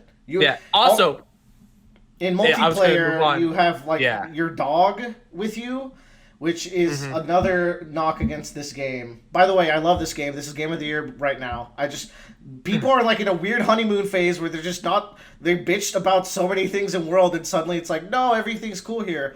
All those things are fine. I'm like, having 8 characters in a hunt is too many characters. Now, I appreciate, like, it was really a bummer that we play 3 players, like none of us could bring our cats. In this game, like, especially because this game, everyone gets the dog because dogs are just cool animals and, like, they're the new animal. So it's like, and the dogs are so flashy. So it's like, it's just, in a smaller monster, I can't see what the monster's doing if there's 4 players in multiplayer. Just like, it's that meme from JoJo's where they're beating up the guy on the ground. It's that, but there's 5 Narantias. Yeah, everybody was like, oh, we wish we could bring our cats. And all the Japanese devs go, we show you why bring cats bad idea. Now, okay. The thing, so to fix this, I do want them to keep this but change it. They should have a 5th party member who is a rotating cat, and they tag out when they're out of stamina with one of the other player's cats. So your cat could be in the hunt, or your dog if they keep the dogs, which I hope they do because it's fun to traverse with the dogs. But, like, I might even end up doing a lot of the multiplayer stuff solo this time around, just because, like, it's a little chaotic. It's fun. It's absolutely, like, I'm having a blast. I do want to do my stuff in World before I dive too deep into this, and I want to play with Tyler, even though Tyler's got his Divinity life, so maybe one day he'll come back to me. I do want to play with Joe as well. I want to time out today. I told you I slotted you in for Thursday. Today's Thursday, by the way. Oh yeah, today is Thursday. I want to play with Joe and all that, but like the easiness of the campaign and the clutterfuck that becomes 4-player multiplayer, those are really my only complaints. The weapons and armors are incredible. Actually, third complaint. Yeah. And this one, I'm sure will get better, but this has the weakest batch of starting monsters because they really went for all the starters. In World, where I am in, I would be fighting Elder Dragons in their low forms or like the cool mid-tier monsters at this point. And I'm still fighting the monsters that you fight within the first 5 or 6 hunts of different Monster Hunter games in the past. The first few monsters in World were Great Jagras, Kuliyaku, Pookie, and Baroth. Each of those are a different entire like species of monster. So like you have Great Jagras is I think he's a brute wyvern. Pookie's a bird wyvern. Yes. Kuliyaku's a very different bird wyvern. Like his skeleton's completely different. Yeah. And then Baroth is also a very different brute wyvern. Yeah. But they all look different. In this game, you have Izuchi, which is a great new monster. I should mention. I really like that concept of the monster. I kind of wish he was harder. Yeah. He should have been a mid-tier and made harder. Yeah. Izuchi, Baggy, and then Rogi. Baggy's so lame. And Rogi's just Baggy. I still can't tell the difference between them because they weren't in 4 or generations. They were one's poison and one's sleep, but they're both lamos, and they had their little subdudes. And you're just like, but like Izuchi's different because he actually coordinates with the subdudes, so they're actually kind of like a cool mechanic to him if he was actually difficult and not a bitch fight. And then like Ludroth is the same skeleton as like a Jagras, but then so is that new water monster that we fought. I forgot its name. The one that you fight to like rank up. He's also kind of the same skeleton as that. The first like finally like refreshing monster I fought is the bird monkey thing, who is incredible. Like that. Bisatan. That was a fantastic fight. Bird monkey, holy crap! When he throws a flash bomb at you, I was like, did that just happen? Yeah. He's an actual cool character. What's great about him is that he actually uses the wire bugs, I think, well, because he latches himself on the wall. So what you can do is you wire bug up there and do an attack while you're jumping up there, and you knock him down from the wall. Now, so like, on the plus side, Kezu's back, and I love Kezu. Yeah. He's a big penis monster, and they know it. Also, you fight Azeros, which is the bear. That's Azeros is not the coolest monster, so it's like he's more threatening in this game than other ones. Volvidion is like Azeros, so it's like There's just a lot of overlap, and I think they're doing it because they're going to add so many fucking monsters to this game. I think this game will have more monsters than World, but as a starting package, they really were like, we're going to take every monster that exists, and we're going to take like the first 2 to 3 of all the games instead of giving you like the 20th. I think this is a really good like introduction Monster Hunter game for a lot of people. Like World was really good, but I think this is even better of an introductory game to Monster Hunter than World. This is going to get so many people into the series, and I'm super excited for that. However, the new monsters that have come out, Boss Garog, which is the Oni monster, super cool. I don't know if he's a new one, but it's the Mud Leviathan monster. Have you fought him, Almunda or something like that? I don't know if he's new. I think he is actually. That's another really cool fight. There was another one I did. The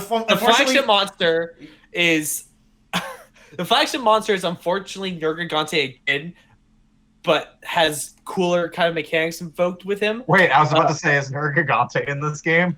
One day, God willing, God willing, he will will be back. You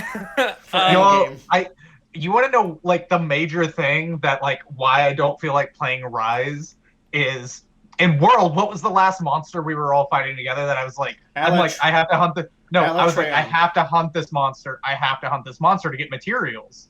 Alatreon?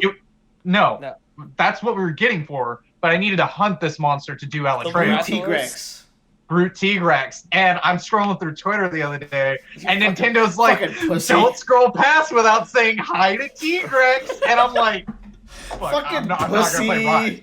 I'm not gonna play Rise. I hate T-Rex so much. Monkey's in this game. Diablos is in this game. That's my least favorite one to fight. I love Diablos. Okay, T-Rex is going to be like it's going to be an easier version. T-Rex was an Iceborne monster in Master Rank. He's going to be way easier this time. The point is, you need to fight Mizusune because Mizusune is one of the coolest monsters in all Monster Hunter, and I know for a fact. That's the insect one, right? No, Mizusune is like a water style like Japanese dragon, koi fish-ish dragon.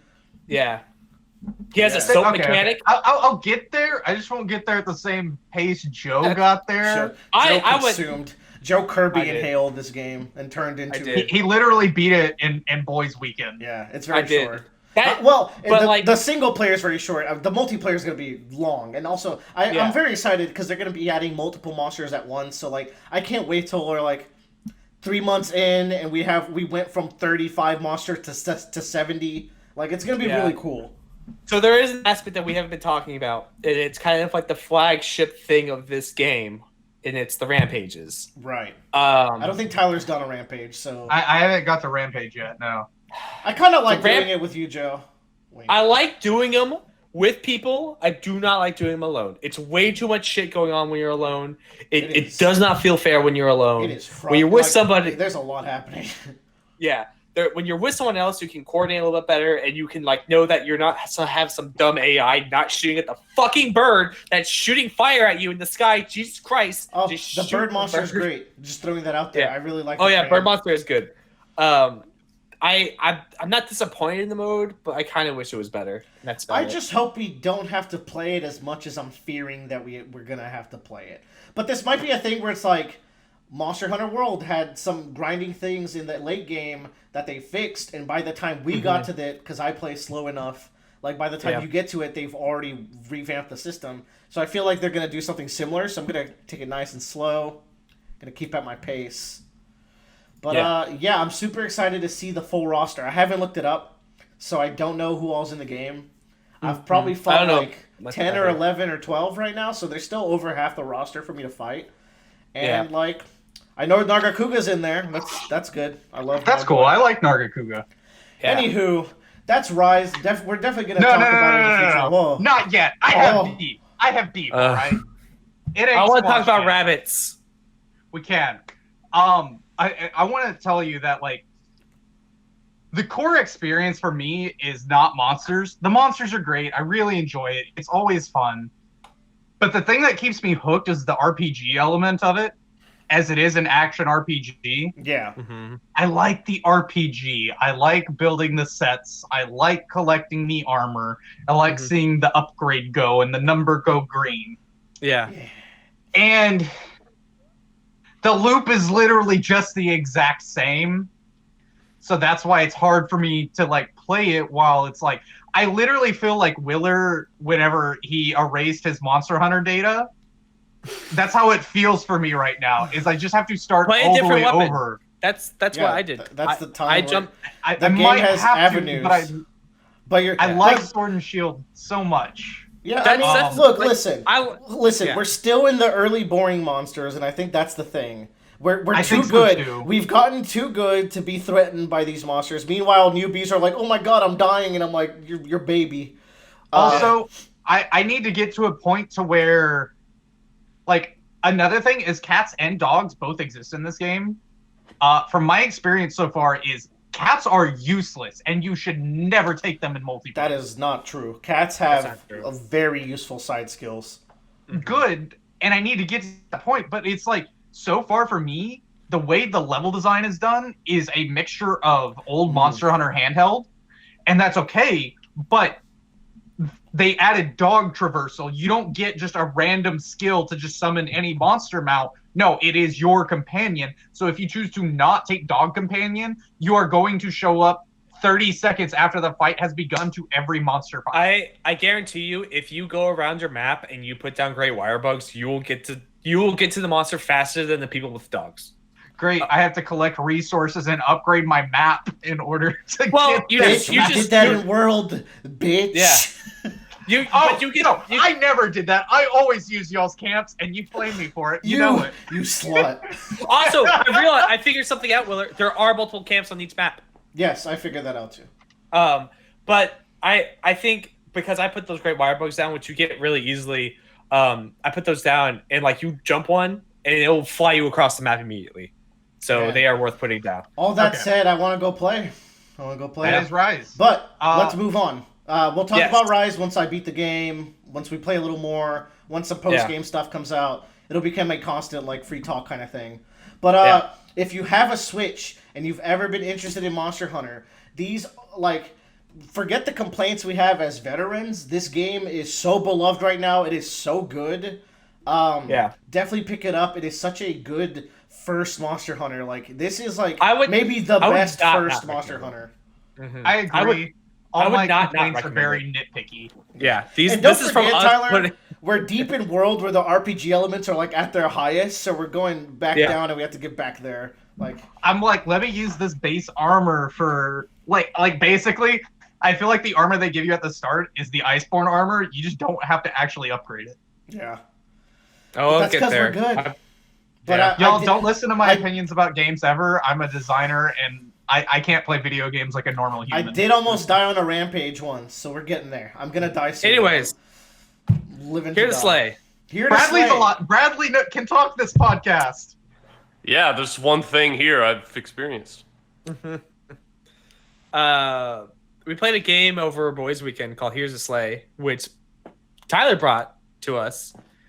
This is a competitive card game where the goal is basically you are a hero that is the leader of an RPG party, and your goal is to kill 3 monsters before your friends do, or get a party of a different variety of each different class, so like Bard, Barbarian, Wizard, Ranger. But the catch is, all of them are cute little animals with really cool abilities. And the art in this game is adorable. We all really enjoyed it when we played. Yeah, this was a surprisingly, like, instant hit. Like, from the first or second round, first or second go-round where everyone had a turn, I could immediately tell, like, what this game will become in the later game of just fucking each other over constantly to try to complete one of the 2 win objectives, because I love when games have multiple win conditions.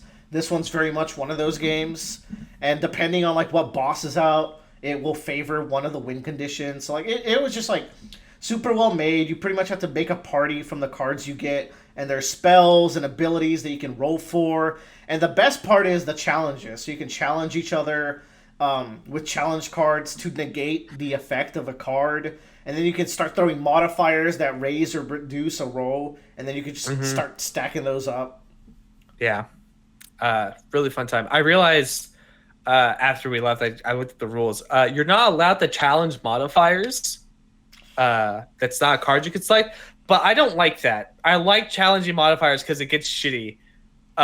Because it gets so minute and it just causes people to like actually burn their resources, you know? Yeah, like I wonder what that would be like without challenging the modifier. Because maybe on another hand, it's like it's moves the game along, but I really like the super long chains where we have to work together to stop whoever's ahead. I liked the kind of pace we had. Yeah, it's a quick game. It only was like an hour and a half for each round. Yeah, which for the board games we play, that's pretty good. We take it. Yeah. They don't make a lot of board games nowadays that feel engaging to play, but also have a brief time limit. I feel I've been trying to find games like that for a while, and we had 6 players playing. We only went for an hour, which I think is tremendous because usually when you add a player into the game, it adds 30 minutes on to the time for that board game on average. So the fact we played like a whole game in like an hour and a half with 6 people when we went from like 4 to 6 is kind of awesome. Yeah, it seemed just like a really. I haven't really played a game like that or a card / board game like that. So Tyler really slam dunk with this one. Yeah, it was played more times than Spirit Island, which is good. Well, Spirit Island takes a while. Boy, does it! Yeah. I'm about to get the expansion for it. I like have it in my cart. I just need to buy it. Nice. The game is only $20. That's super worth. How it's cheap. That's good because you can also play it in like a. I feel like in like as a drinking game, you could just throw it at a party and like it's complex enough to be interested and get people engaged, but not so complex that like someone's like, I don't know, and then they just walk out midway through. Potentially. I wish I could play it with my parents, but I don't feel like they would like be all about the cutesy card game stuff. The art style is very cutesy, but it's also immediately where it grabbed our eyes. So yeah, but y'all want to try this 2-hour-long card game or like Spirit Island or something, and they just can't even comprehend what that means. What are 2 hours? We did also play some Spirit Island and that was fun. I enjoy Spirit Island. That was fun. We've talked about Spirit Island. Check out in 3 months when I'm able to play all the spirits, and I will rank all spirits in Spirit Island, and they will be the definitive. Like, if you're playing this spirit, oh, good luck, buddy. And if you're playing this spirit, oh man, why are you even playing this game? It's baby mode. Can't wait for all the spirits I like to be in the low tiers. All of your spirits are actually in good tiers. Yeah, your spirits are great. Then I'm just bad with them, which is a harsher reality to face. Willer's an interesting character because I've realized Willer has the perception to see 5 seconds into the future with his fighting games and know what's going to happen, but he cannot foresee 30 minutes in the future when it's telegraphed clearly that this thing is going to happen and doesn't know. Bro, it's a complex game that you've played 100 times. I'm like having a good time talking to friends, like listening to the music in the background while you're like a fucking savant at playing Spirit Island. So like we're just, I wouldn't say savant. But the game's fun. Oh, I have like 5 or 6 more spirits I need to play before I do that tier list, and then we will see what happens. But Hear the Slay, highly recommend. I will pick it up at one point, I think, as well. It's been catching my eye because of the cute content. Also, there is an expansion pack. It adds a fighter class and a druid class. The fighter is more oriented towards it's items. A warrior. Yeah. The warrior is more. The bear. The fighter's the bear. The warrior is more about items, and you can equip more things onto your dudes. And the druid is all about fuck you. You just pick someone, their rolls get modified by negative amounts. I found the items to be the least interesting part of the game. Yeah, they're the weakest, but I think we didn't draw them nearly as much as the other things. Like, there's a hell of a lot of modifiers in that game. They were useful at times, don't get me wrong, but it's oftentimes like, man, I had to spend an action to use an item when I could be drawing or saving it for an attack or something. Or attacking the monster, yeah. They're definitely the equip cards of Yu-Gi-Oh! Yeah. Yeah, which are also... I mean, at least if you play an equip card, you could still... do the rest of your turn. This game works on an action system where most things take one action, so you can't do like too many things at once. So yeah. That's all I have to say for Here's a Sleigh. Yeah, pretty short. Not much to say. Go pick it up if you're interested. We're going to send Bradley away, but before he goes, hit us with a hypothetical, Bradley. Destroy us.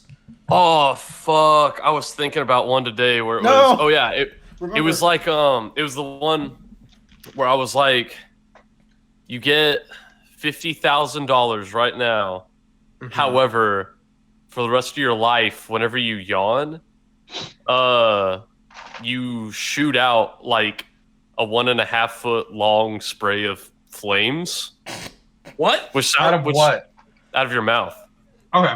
Which sounds really cool at first, but then you realize like there's gonna be a time you wake up from a nap and you don't sit up all the way, but you yawn and then like you spray flames on your fucking couch and you catch your couch on fire. So it's like I don't know. Do you take $50,000 and get flame yawns, or do you leave it? 50,000 is way too low for flame yawns. That is way too low. But at the same time, I don't see if I got that. I would have to spend like half of the 50,000 to buy flame retardant blankets for my entire house. You know, those can't be like cheap. They've got to be at least. Say you were like in an airplane. No, you can't fly ever again. But at the same time, you could be a worldwide sensation. You'd be the flame breath dude. You'd be the sleeping fire. That would be your circus name. You would be the Dragon of the West. That's kind of cool. Actually, $50,000 to get some Compound V. Hell yeah. Compound V. The thing with that is, and why that makes it more compelling, is that okay? You are the only person now who has a superpower. And as a result, you can make money off of that and then formulate your life to where this is not a big issue anymore because money. But imagine waking up next to a lady of the night and then yawning in her face by accident. Unfortunately, as a concession, you will have to sleep with either completely flame immune ladies or just sleep in a different bed. You finish up your business and you go into the room over. I'm all about those flame immune ladies. Pepper Potts is flame immune. Yo. Oh, she is. Yeah. Who? She was for a bit. She is. Who? Oh, Pepper Potts. Pepper Potts. Oh my god. That is the weirdest. Okay, maybe the MCU is not as cohesive as I remember. What do you mean? At the end of the movie, he says he's going to fix it, and he does. Yeah. Cool. And then she's like, Tony, remember when I was a flame woman? No, she gets her own maybe a suit of armor. And then I'll leave our viewers with a question to answer in the comments. Ooh. Should game developers always include options to change the difficulty in their games? Wow. This spawned a hell debate in our overall group subreddit. I feel real bad about it because it was very much a 1v all situation. Yeah. That person, now granted, that person in our Discord loves to start fights and but like be very devil's advocate. 13th man. Yeah. So I enjoyed she's all for it. And we're glad that we have them there to make those things. But it was very obvious. Like I think we're all on the same page about this. I thought it's a wild take. It was an extremist take. No, it's great. Which she's known for, and she very much makes herself known. And I think it's great. I think it made for really good conversations. I thought it was a great discussion. I did too. I just wish they had another person on their side to back him up. If it wasn't a 0 to 100 proposition, I could have even backed them up. But like their stamp was like, it is your duty 100% to do it to have those features in a game. Like that's a little extreme. Mm-hmm. I don't want some baby walking up with Fatalis armor because they beat him on hard. That's just garbo. Well, I'm gonna go dodge games in League of Legends until I get Gwen. Thanks for coming by, Bradley. I know you were light on topics, but I hope you enjoyed our voice in your ear for a little bit. I liked hearing the talks about Monster Hunter Rise, actually. That was interesting. All right. Oh, good. Wait, before you go, and I wanted to ask this in the free talk, and you can leave if your answer is no. Does anyone know what is really up with NFTs? What? What the hell is that? I don't even know what that stands for. Okay, it's non-fungible tokens. It's like people are doing like crypto art now or something. But like or, it's like adding you cryptocurrency to art. like if you put an NFT in like a Twitter art, you stole it. I don't know. We'll look into it and talk about it later. Leave a comment. But it's like a weird, mysterious. It's like a multi-million industry right now that just kind of sprung up last week, and it's like, what? It's. Why wasn't I doing this? I was hunting monsters. I wasn't looking up for my Game Boy. This is the new cryptocurrency, but it feels ethically wrong. I don't know. It feels weird. Anyways, Funko Pops are now doing NFTs with their Funko Pops. I'm like, what does that even mean? The fuck? What does that mean? I don't know. My Funko Boys. Teletubbies has NFT, Oh yeah. and so does Boss Baby. I don't know. All right. Okay. We're good. We'll send Bye, Bradley man. out. Bye-bye. Y'all, the Attack on Titan season ended, and let's talk about it for roughly 7 minutes. First, I want to say Willer and Joe are sinners. Yeah. They have gone against the way of God. The ways of they Ymir.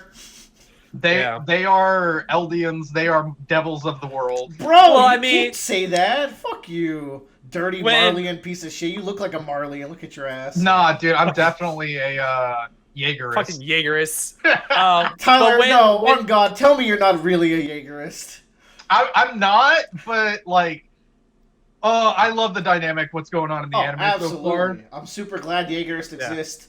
But if in real life, if you're a Jaegerist for real, it is the only opinion in any media that you could have that would make me not trust you.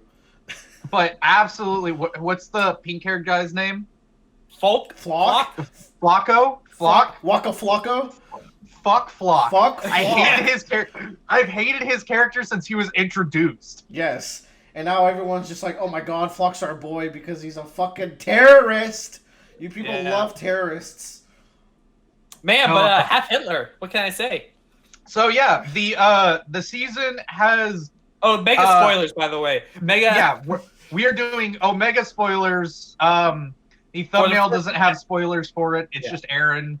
But we need to say we're gonna go full dive on what happened in season 4, part 1.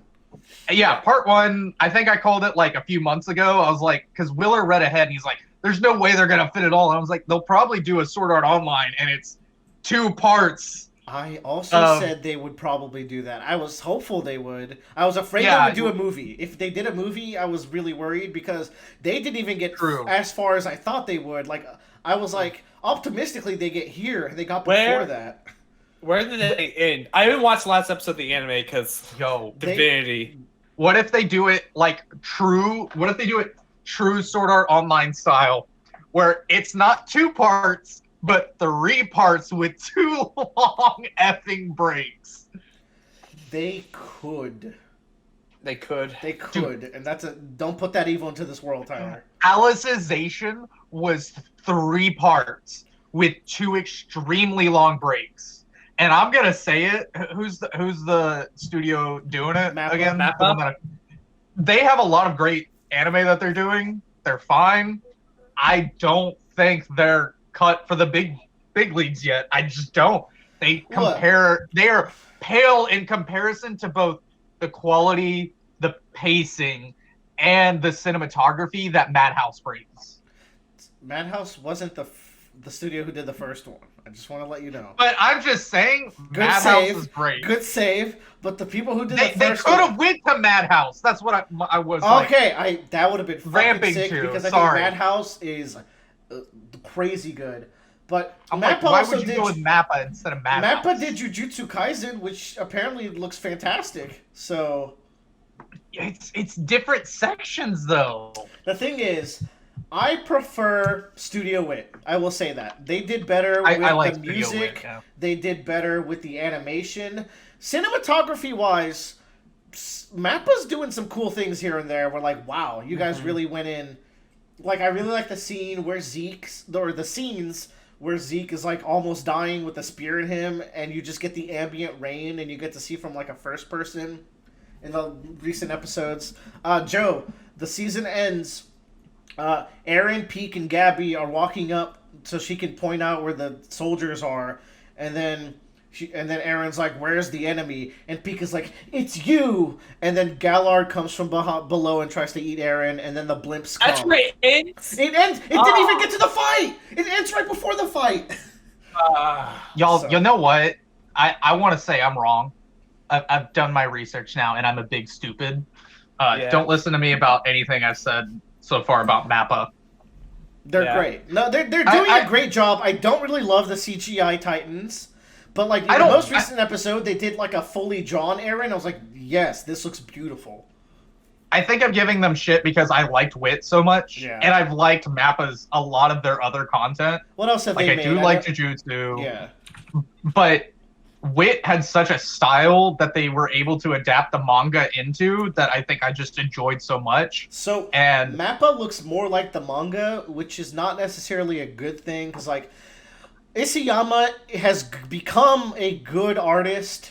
I just don't think his character designs are super great. And his paneling is pretty solid, but it's not always the most interesting either. He does really good wide shots, though.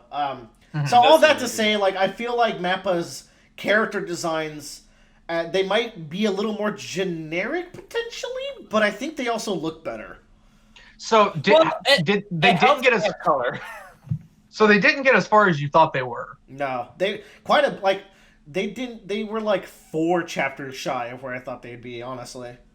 Okay, because I mean the way it ended was very reminiscent, and I'm gonna say like of the way Alicization kind of did. So like, is there? Okay, I'm gonna ask this. Don't spoil anything, but it's like, is there kind of 3 parts for the final arc? And I feel like we just watched the first. There's gonna be a battle for the second.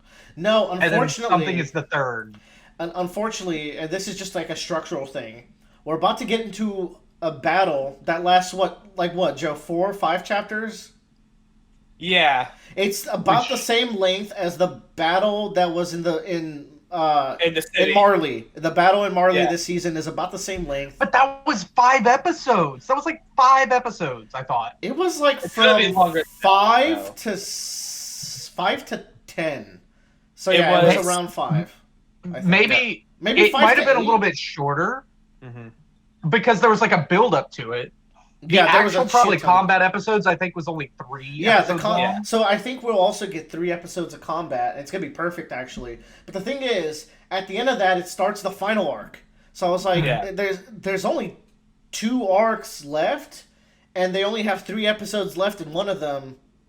And the final arc is like relatively long. It's like from 120 to 139, so it's 19 monthly chapters, which they do about like 1.5 to 2 per episode.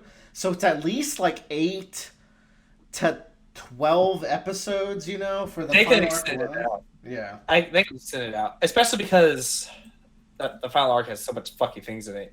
It'd be good if they extended it out a little bit. I think the main complaint a lot of people have with the final arc is that there could be a little more time spent on I think especially in the last section there could be a little more time spent too. Yeah. But I don't know. Like, Joel, fun fact. Season 1 is 25 episodes. Mm-hmm. Yeah. All right. Good length for a first season. Yeah. Season 2 is 12 episodes. Yeah, season 2's fire. It's exactly what it needs to be. It's just a Clash of the Titans arc. Season 3 is 22 episodes? Yeah, it's 12 then 10. And so far, we're on 20 episodes for season 4. No, so essentially, this would have 16. Oh yeah, sorry. Oh my god. 20. I did not math. I wish it was 20. So 4? No. Probably 8 more episodes. Like that's the only. Well, no, they're probably gonna do another 10, 12, 10. Close to 20. No, for a break, they have to be doing 10 plus. I agree with Willer. Minimum 10. I think it's exactly 10 because hold on. Because remember, there's another battle. There's actually 2 more battles. They had to wait for. So the manga just ended this last week. It ends next week. It ends next week. Okay, yeah. So they're not even animating the end yet, unless they've been told by the manga artist. They have 9 what months. The end is. They have 9 months. Yeah. They're fine on schedule wise. Okay, but if that's doing 10 episodes, that's an episode a month. That is a ridiculous production time. That's lenient for anime. Well, also, Also, like the anime, when the anime is out, they're not drawing up to the last second. They have already probably started production on this part of the But anime. they are drawing while the season's out. They're finishing up the final episodes of the season. Yeah. As far as I understand it, like maybe the season starts and they've made 6, and in those weeks they're wrapping up the other ones. Which I like this. Like, I'm perfectly fine with a break because the manga isn't over yet. Yeah. They need ample time to do a good job for the You know anime, what, Weller? because it's not going to be like Black Clover or One Piece where they're only half a year to a year behind the manga. Yeah, and they're coming out with weekly episodes. I think One Piece is always like 100 chapters behind. No, it's less than that. They're 960 something right now, so it's roughly 60 chapters behind. So, Willer, you know what I just realized? That if that theory that she showed me is true, they're going to need to pad it out and put those things in. I wouldn't be surprised if it releases as a mini season in between. Yeah, TV. That would be cute. That would be very cute. It would. I'm just saying, don't be surprised if it potentially comes in 3 parts and this doesn't end until they can't split it that much. They cover 1 to 2 chapters per episode. So like, and there's only 19 episodes, 19 chapters left from the point they leave off on. I think if they start to like another 16 or even less, it would be what chapter? What chapter is the final chapter going to be? 139. Yeah. 139. And they currently finished like 118, like 117. 115. 115 is where they start off after this season ends. Or after the break. No, once the break starts is 115. No, because 115 is where the Zeke flashback starts, which is where I told Joe to start. So this probably ended around 117, so really they have like 23, 24 episodes. For 23, 24 chapters left, 12 episodes perfectly. So I'm going to go with that. Either way, I can see that. Either way, how about the content of the show, y'all? That was pretty good. Yeah. I really love the dynamic. Like, this last episode, I really like how they revealed everything to Paradise Islanders. And, like, they're kind of like, y'all were stuck in the Stone Age. That's just, y'all are just way behind. There's nothing you could have done about it. We took advantage of everything we could. They're like, Zeke's plan is really the only option you have, etc. And y'all know everything now, so I'm gonna be interviewing you. How do you feel about Aaron's change as a character in between seasons? Basically, like the last we saw of Aaron in season 3, he kisses Historia's hand and then has a little freak out moment, and then we flash forward to them in the ocean. They're riding to the ocean, and he he looks super depressed and not happy. And he's like, "Hey, if we kill everyone over there, can we be free?" It's like, okay, you've gotten edgier over time, and then now he's like just a terrorist. So how do you feel about his character development? Like, are you shocked? Does this make sense to you? What do you wish you would have seen? Joe explained it in a way that kind of makes sense, because like Aaron's entire goal has always been to kill all the Titans. Yeah.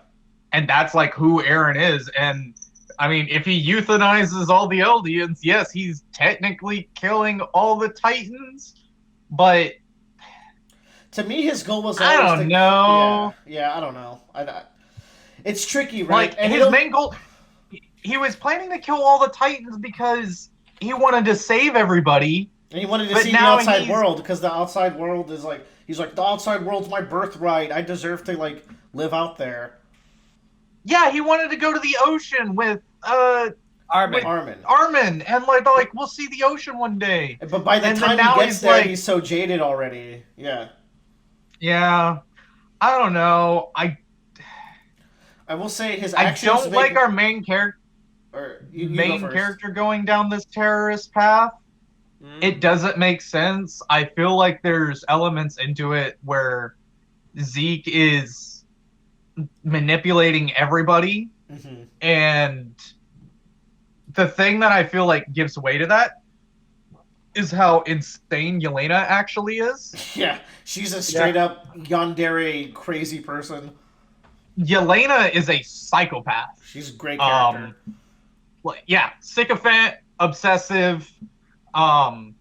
This last episode, like, Armin was crying. He's like, your cause is so noble. I don't. And yeah, it's that confused me because I forgot about that. I don't believe him.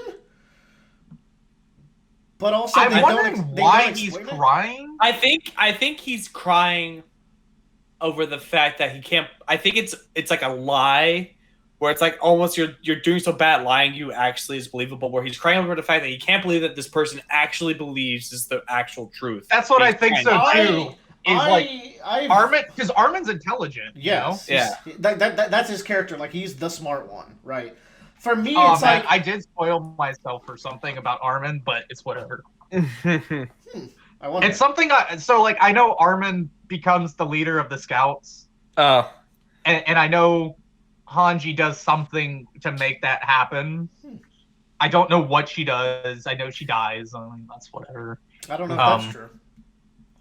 But I guess I don't know either. I haven't read, but I know Armin becomes the leader of the Scouts, but I'm not going to lie. Going into this season, I forgot Hanji was the leader of the Scouts, and I thought it was Armin already. It might as well be, right? No, yeah.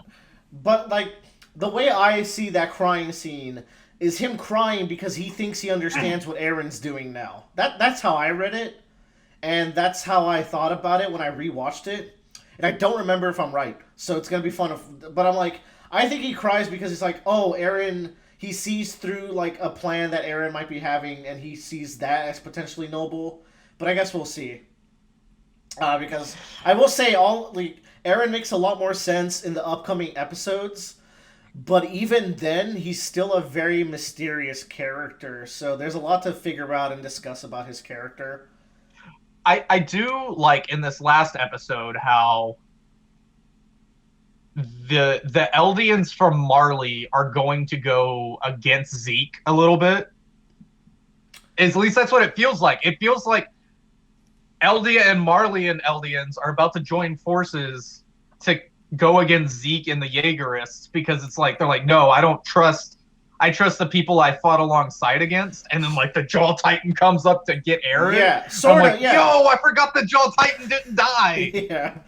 Yeah, I think a lot of people got confused because I got a coworker where he was like, oh man, I can't wait to see Aaron transform into the Attack, Warhammer, and Jaw Titan because he ate him, right? I was like, no, he didn't. It was kind of a confusing scene, I guess.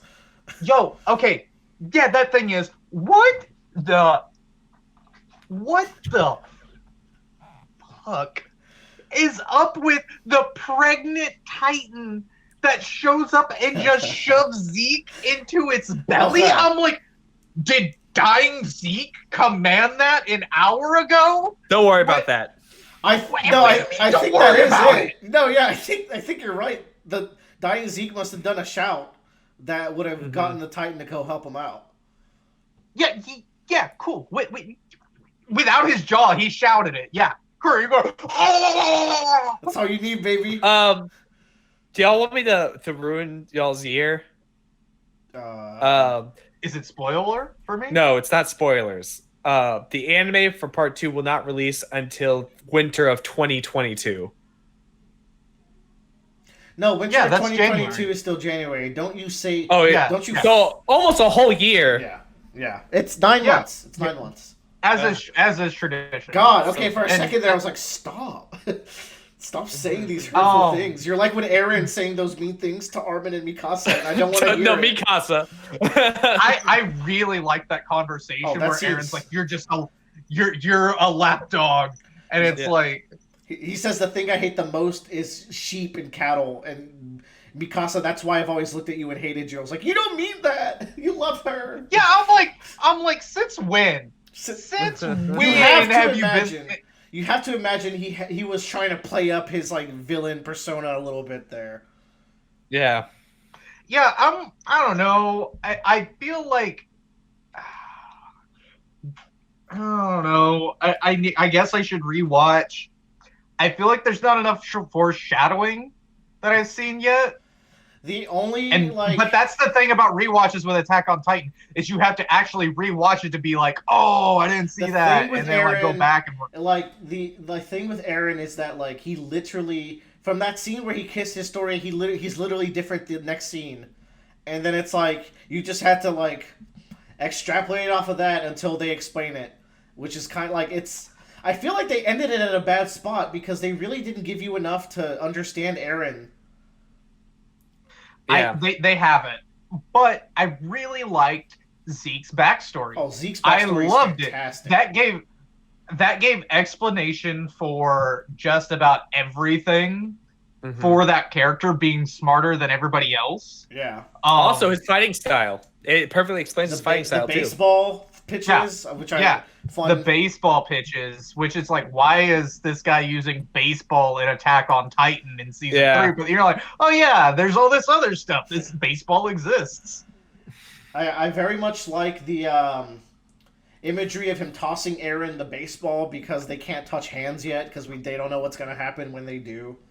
So, and I mean, I feel like Zeke knows, and it has something to do on similar. I feel like that's how like Zeke takes control of him, but he doesn't want to yet, or something to do with like the same thing that happened to Historia. Like he'll know Zeke is lying or something. Yeah, it'll be some weird shit. Y'all know, but we do know. Just keep in mind that also the wine's still in play, so like that's like a whole plot thread. Yo, that was a crazy fucking thing. Yeah, the chemical warfare is like. I'm like, oh god, that's so effed up. That scene where they explain that how they gassed the town of Rakuyo, where like Connie's mother lives. It's like, oh, I forgot about this. I'm really glad they went back and explained it. I love how Attack on Titan tries to fill in as many gaps as it can to make like a cohesive story. Man, that is my favorite episode of the entire season. Is when the chef realizes who the kids are, and then he goes, "You killed." Sasha, you're the one who kills it, and then like he throws her into the middle of the room where everybody in that room wants to kill her. Yeah, I'm just like, this is just the most war thing to ever happen to somebody behind enemy lines. It's just being in an entire room for like, because the aliens are kind of smart. And especially Armin, they're like, I don't want to kill anybody. It just continues this cycle. Yeah. And it's like, in war, a common theme is it's like brother against brother. It's like, you don't have a reason to fight unless, like, the higher-ups tell you to. Yeah, And, like... The thing is, not every Eldian's smart. Like, Hanji, like, the scouts... Not even all the scouts. The main character scouts are smart enough to know that there's a cycle of violence. But then the Jaegerists are like, fuck it, let's do it. And you know what I love is that, like, I can see where they're coming from. And it totally makes sense for some of them to take this path where it's like, they don't really know what the outside world is like. If they don't do something aggressive, such like, I feel like the Jaegerists don't even know about the euthanization plan. That's what I was about to ask. Do the Jaegerists know they're going to be euthanized? The Jaegerists just know that Eren is a walking... Has a plan. He has a plan, and he's all sorts of privileged. I think they mentioned, it's like, Yelena, are you the only one who knew about the plan? And I think she says that she was. It is the definition of terrorism. Yeah, because it's like Eren is the man who will wage war against Marley, and they have no idea their dicks are about to be snipped off or some shit. So it's like, Flock's gonna love that. Well, he's insane, so whatever. But like, all they know is there's an outside world that hates us. It's going to be incredibly difficult to make any allies. We just got to go to war with this insane man who is insane enough to do it. So I really appreciate the time taken to make both sides seem good. I just think in real life and context, if you're 100% with Eren, you're a little sus. But if you're partially with Eren, I'm like, okay, I think the theme of the story is you should be partially on every side. Man, I just kind of sad that our good guys, it's like, maybe good guys not so good, you know? I think that's great. I also think it's great is Gabby, who was introduced this season. I think. Oh man, I'm loving the moral quandary that exists within that girl. Her worldview has been shattered. She's like, why don't they want to kill me? Oh my god. I liked PX's explanation in the last episode. And Joe, you haven't watched it, but I know you've read it. PX. PX like explains like they'll kill us as soon as we're useless. Like we'll never be honorary Marlians. It's just and like that girl has thought that her entire life, and then she's just like, Santa's not real. Yeah, but he never was. Peak brings it back by saying, "But I do trust everyone we fought with, regardless." So it's like I think there's a lot of truth in what she said, and she does believe it partially, but she also believes in her comrades, which is very wholesome. So I'm glad Attack on Titan can still be wholesome. And Tyler drank the Zeke wine. No. Oh no, I'm gonna turn. Man, I think the Levi scene in the forest is my favorite, like, Levi moment. So I want to talk about Levi being what is their last Ackerman, and like he talks about the Ackerman bloodline and how it's like, oh, they become great warriors because they imprint on someone. They are like destined to defend someone, and I feel like I was like, oh, is Levi so strong because he defends himself? No, Irwin, 100%. That's what I thought. That's what I thought it was. That's the other one, and then I was thinking like, man. The only reason season 4 can exist is because they got lucky enough to kill Irwin. Well, I don't know. People say that. I feel like some people are like, if Irvin was alive, he totally side with Eren, and I'm like, no. I don't believe he would. I'm saying like he would have been able to outthink the situation once he had been brought all the new information. He would have been smart enough to come up with stuff, especially with like Armin. Well, he wouldn't have Armin if he was alive, so he can't get both. Yeah. I feel like Irwin dying is still like the Jiraiya of the show. It had to happen to progress the plot, and I enjoy that a lot. So like with Levi, like he always thinks about his promise to Irvin about like, I promised to kill Zeke and I wasn't able to do it, and it comes up multiple times this season. It's like that I believe he lost the person who he imprinted on, and he's super desperate to fulfill that promise. It just works when you look at it like that, and I don't think they've confirmed it in the story or anything, but I like to believe the setup for next season is like Ryder, Eren, SummerSlam 2019 or whenever it came out. I'm down about that. I think my scene of the season, and I'll end it with this, is like the Armin turning into the Colossal Titan scene is done way better in the anime. It was just haunting. That was like the one scene where they really killed it with the music too. The visuals are horrifying. There's the child stuck under the rubble, and it's just like, oh right, this is like the scariest Titan. That's why you never get to see him turn into it, because like the plot just kind of breaks apart if he turns into it and just kills everyone around him. How can Armin causes nuclear blast when he transforms, but Bertholdt didn't? Oh, he super did. Yeah, he did on a small level. No, but the huge plot point of season 3 is that Peak is carrying Reiner or Bert in the cage, so that way Z can throw him over the enemy lines into Shingashina, so he can transform into midair and nuke everybody. And that's exactly what he did. I feel like the nuke wasn't as strong. Episode 1, he just shows up. He doesn't. Yeah, he's behind the wall.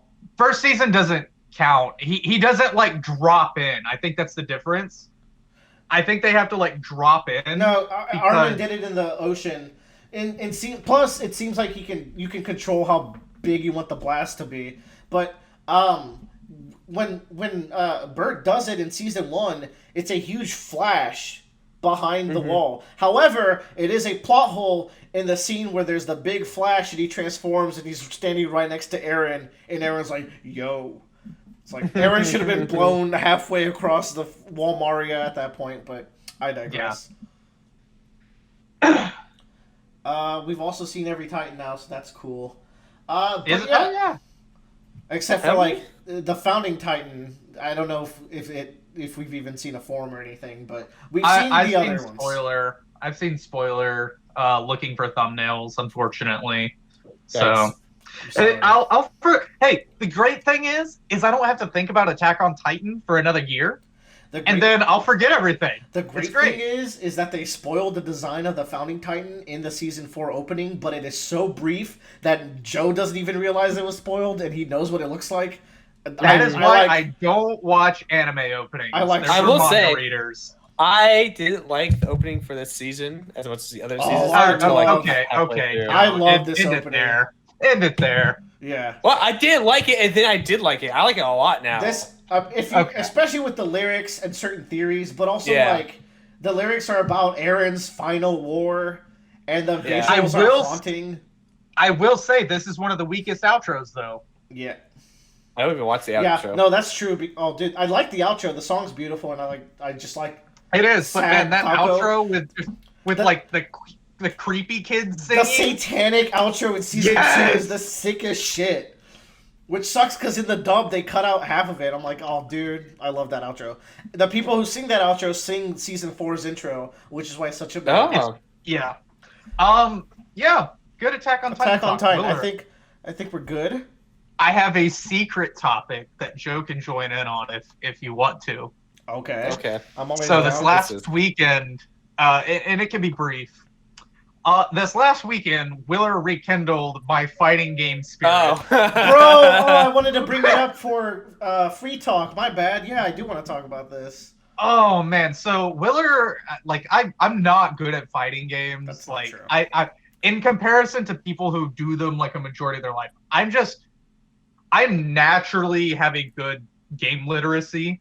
So I can start to learn any game pretty efficiently. Except RTSs. Don't ever ask me to play an RTS. I am a small, dumb child when it comes to those. Just click more. Okay. But we started playing. We played Pokken Tournament, which is something that stood out to me. That's fine. That's the first time I've got to play Pokken Tournament like sitting down a lot. And then we played DBFZ. Dragon Ball Fighters. So with Pokken, just briefly, Pokken's great if you've never tried it. Unfortunately, it's never on sale apparently. But like, it's like $44 right now. Oh, Tyler, let's go get it. Pokken has great movesets for the Pokemon, and it's easy enough. Like we started playing it, and it is the one fighting game that night where like people were beating each other at, and like matches were kind of even because the control scheme is simple and it's rock paper scissors, but the movesets are so unique per character, so like it's still super fun. It's a lot of fun.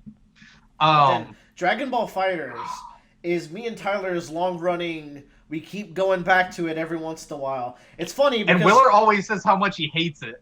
Yeah, I don't particularly like that game, but I like playing Tyler. And I like playing Willer in like the night that game came out. Me and Tyler stayed up till 5 a.m. and my college neighbor was super pissed because we were having so much fun. Oh, I've never been big on like 3-tier fighter games. I think this is the only game because I like Dragon Ball Super, which I am caught up on, by the way. I caught up this week on the manga.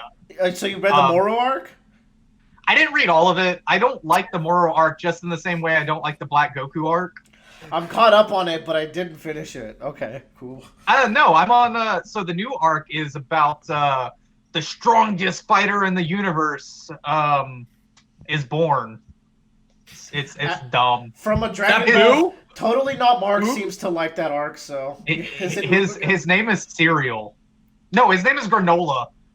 His name is Granola, and it's all about like he comes from planet Cereal. It was cute before, now it's just cringe. Wait, no, but if it's because the vegetables are from planet Vegeta, all right, it's cute again. Yeah, it's cute. Dragon Ball Fighters though. Yeah, I'll talk about that in a minute. Oh man, I love the character list. There's so many characters I want to play because they're fun. It's good now. It's definitely a good list. And I've learned that apparently a lot of people think the game is pretty balanced now, and there's only one broken character. It's Gogeta that just came out. I thought is Gogeta the new one that you were playing? No, I played. You were playing Vegito. Yeah. Oh, gee, my bad. Yeah, it is your bad, fucko. What's the difference between Vegeta and Gogeta? Is it just who puts on the earring first? No, it's Gogeta. Gogeta is with the dance. Vegeto's with the earrings. So like Gotenks is also a dance fusion. That's why they have like that. Like, they do that at the beginning. But they also have that suit that they wear. The vest. Yeah, the vest. Oh man. Super Saiyan 4 Gogeta is broken. I do not want to fight that man. But you also don't like fighting UI Goku. So Tyler picked up Ultra Instinct Goku, and I've never fought Ultra Instinct Goku, and I'm very frustrated. Don't get me wrong, I still beat Tyler like 14 out of 54 games. It was 40-8, all right? It was a good night, though. Oh, I beat you more than 40, I feel like. No, I mean, that was the next morning. If you count the next morning, yeah. Yeah. Thing is, with Dragon Ball FighterZ, there's only 3... Like, the roster is great as opponents. There's only 3 characters I ever want to play, and I'm bad with one of them, and it's been really frustrating. I need to go into the training room with Cell. I still kick butt with him, but I know he can do so much more, and he's clearly the weak link of the team, so... yeah. He's got such short air normals. You miss him so often. But my Gotenks and Vegito are clean enough. I learned apparently Cell is real. I mean, not Cell. Frieza is pretty low tier now. Still, apparently, I know he got buffed at some point. Are you sure that's not an old tier list? Does it have like Super Baby, for example? That's how you can tell if it's recent enough. Yeah, it has Super Baby. Okay. Apparently Hit is higher than Frieza. I didn't know that. So Tyler plays Frieza, Hit, Ginyu, 16, UI Goku, and Kefla. And I am F tier with Ginyu. I do not know the combo into the stop trying.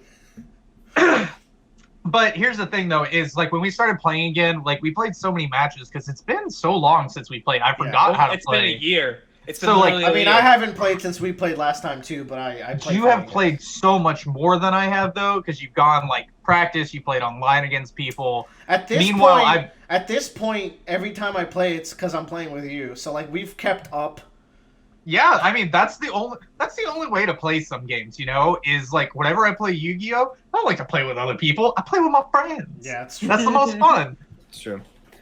But man, UI Goku's a lot of fun. It's the only game I've ever fighting game I sit down and try, like, especially at Triple Fighters. I don't like Marvel vs. Capcom. It's fun, but I don't like to want to learn the meta. The only team fighting game I love is BlazBlue because it's 2v2 and it does it in a very cool way. But I agree, I don't generally like team fighting games. Now, if they make a Jump one day, Jump versus Capcom, you know I'm going to play it nonstop. Jump versus Capcom. Jump versus Sega. But I enjoyed it a lot. I really do. It was. I had a lot of fun. My entire goal with Willard, and like I said, I think I lost like over 50 games in the time that we played. But most of them, like 80% of them, were close. Yeah, and that's my entire. Like, I win if one, like, mentally, what keeps me going is it close? And did I make Wheeler have a bad time? What a good time. Wow. Okay, one of those was, I was about to say something wholesome, like, yeah, man, that's what fighting games all about. You find the micro goals and the macro journey of getting better, and then you're just trying to make me feel bad, so fuck you. I crushed you.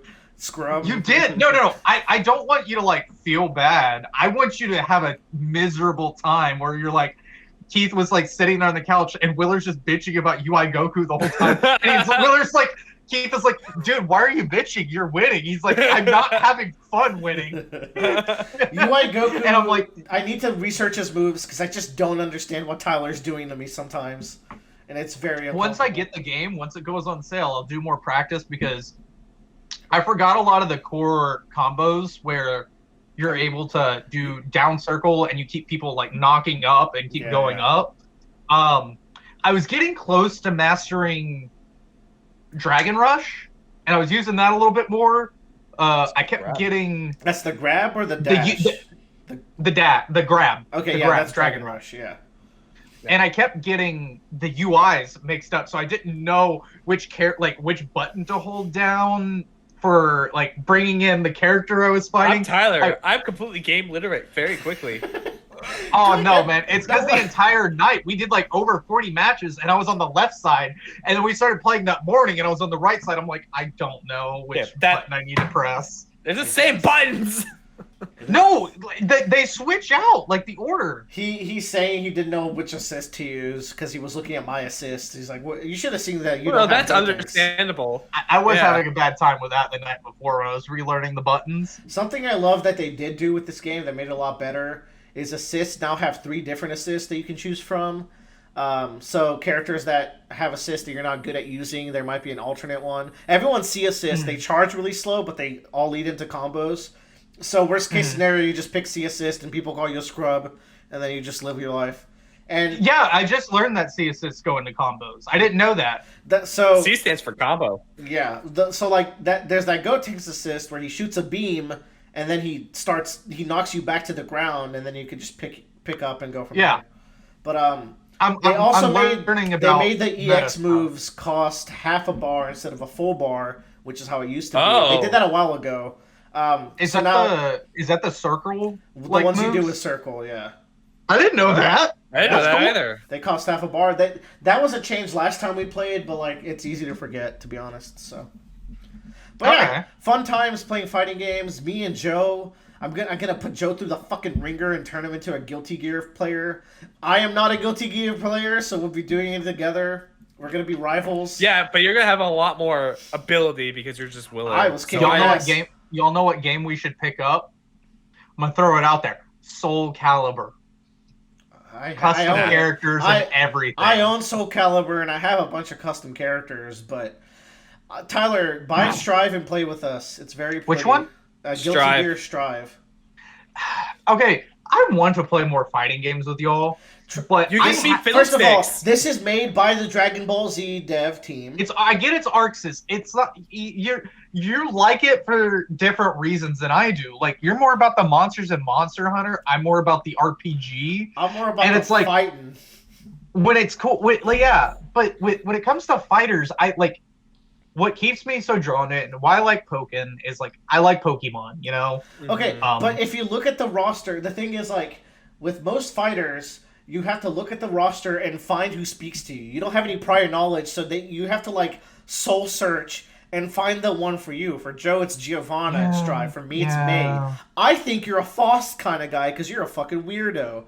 Yeah, it took me a while. I mean, I did find Tickle Fingers in Injustice 2. Yeah, so like Tickle Fingers. I don't even remember that character's name. Firestorm, by the way.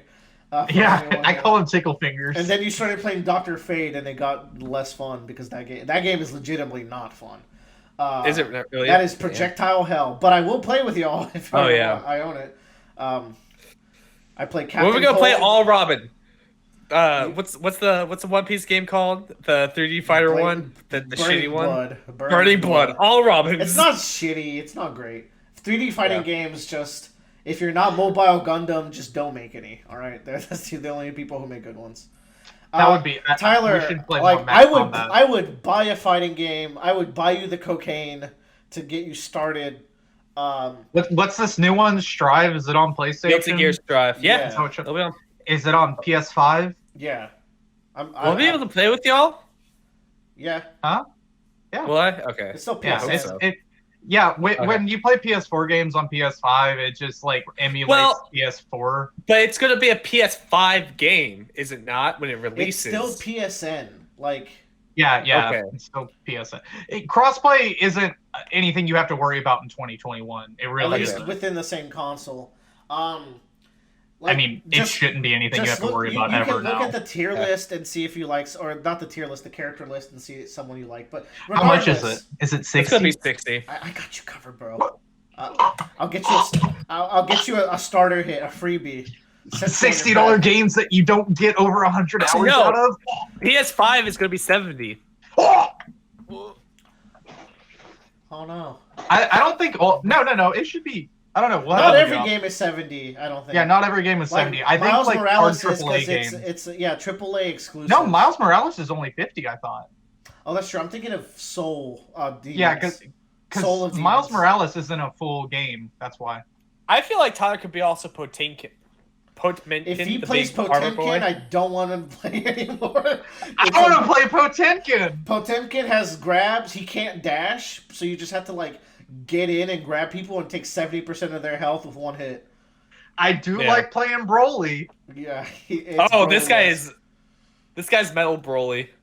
Anywho, that's good impromptu fighting game section that went almost 20 to 30 minutes longer. Yeah. But that's the podcast for today, ladies and gents. Unfortunately, my internet was being shitty, so like y'all just cut out for like half of the podcast visually, and then occasionally y'all would get robot-y.